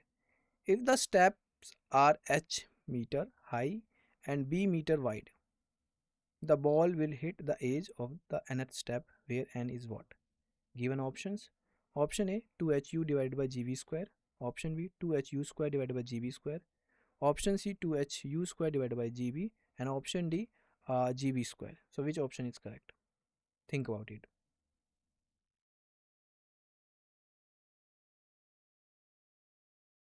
So correct option is B.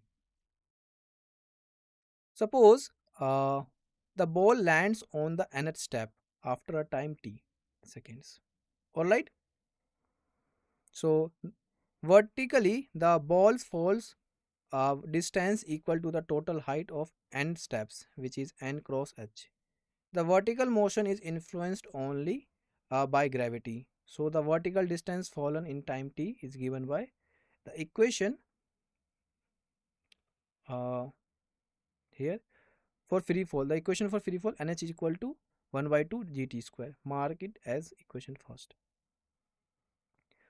Horizontal, the ball travels at the constant velocity u because there is a no horizontal acceleration. The horizontal distance covered in time t is the total width of n steps, which is n cross p. Using the relationship between velocity, distance and time, nb equal to ut, or we can say t equal to nb divided by u. So here, substituting this expression for t into equation first, this substitution allows us to connect the vertical and horizontal motions through the time variable. That is nh is equal to 1 by 2 g into nb divided by u square whole square, or n equal to 2u square h divided by gb square. Alright. So your option is correct, Manisha and Khushjan. Alright.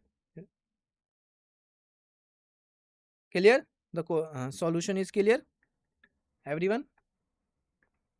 Yes or no?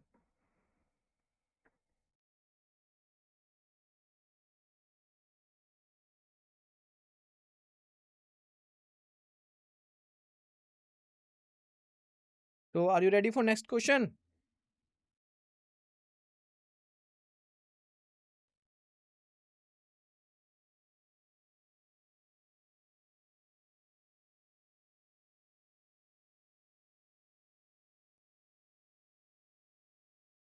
Two paper screens A and B are separated by a distance of 200 meter. A bullet pierces A and B. The hole in B is 40 centimeter below the hole in A. If the bullet is traveling horizontally at the time of hitting A, then the velocity of the bullet at A is what? So here you have to find out the velocity of the bullet. So given options, option A 200 meter per second, option B 400 meter per second, option C 600 meter per second, and option D 700 meter per second. So which one is correct? Alright. So to find this, we need to analyze the projectile motion of the bullet. Since the bullet initially moves horizontally, its vertical motion is influenced solely by gravitational acceleration, causing it to fall as it moves forward. The horizontal velocity remains constant during this flight. So ignoring air resistance, by relating the horizontal distance between the screens to the vertical drop of the bullet, one can determine the initial horizontal velocity when the bullet passed through screen A. So please try to solve this question.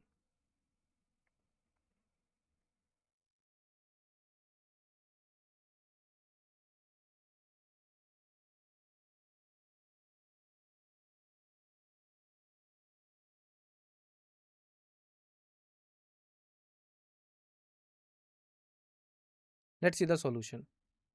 So correct option is D.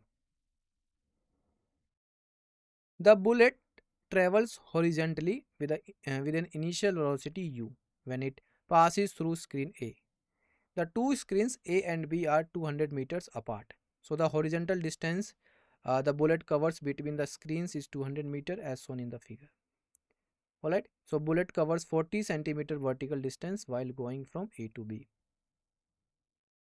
So using the horizontal motion equation, x is equal to ut, where x is the horizontal distance and t is the time taken.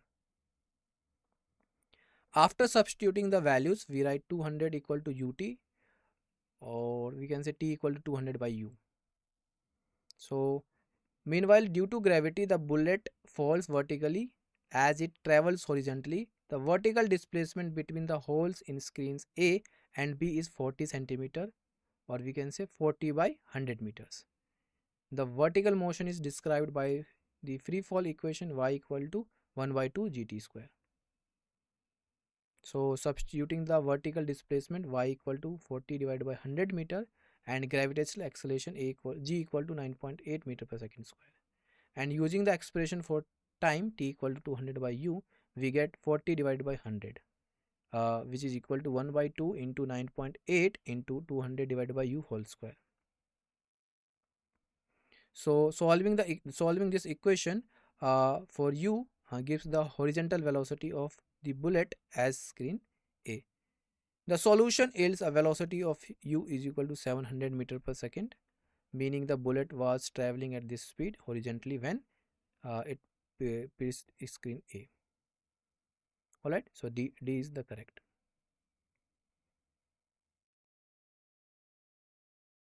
Alright, so Hussein, your option is correct.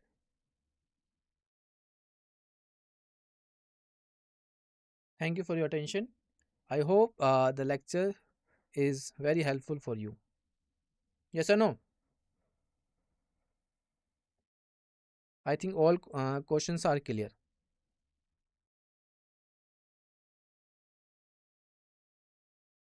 Yes? If yes, please thumbs up. Everyone.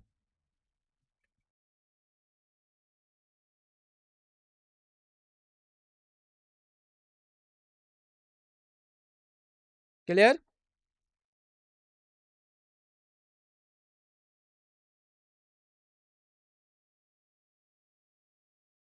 All right. Very good. Very good. Very good.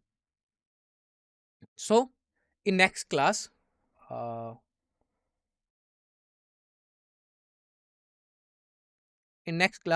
we will learn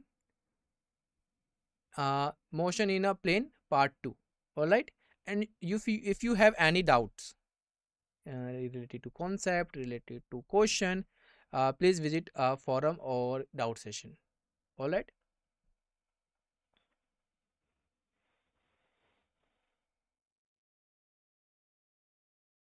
Any doubt?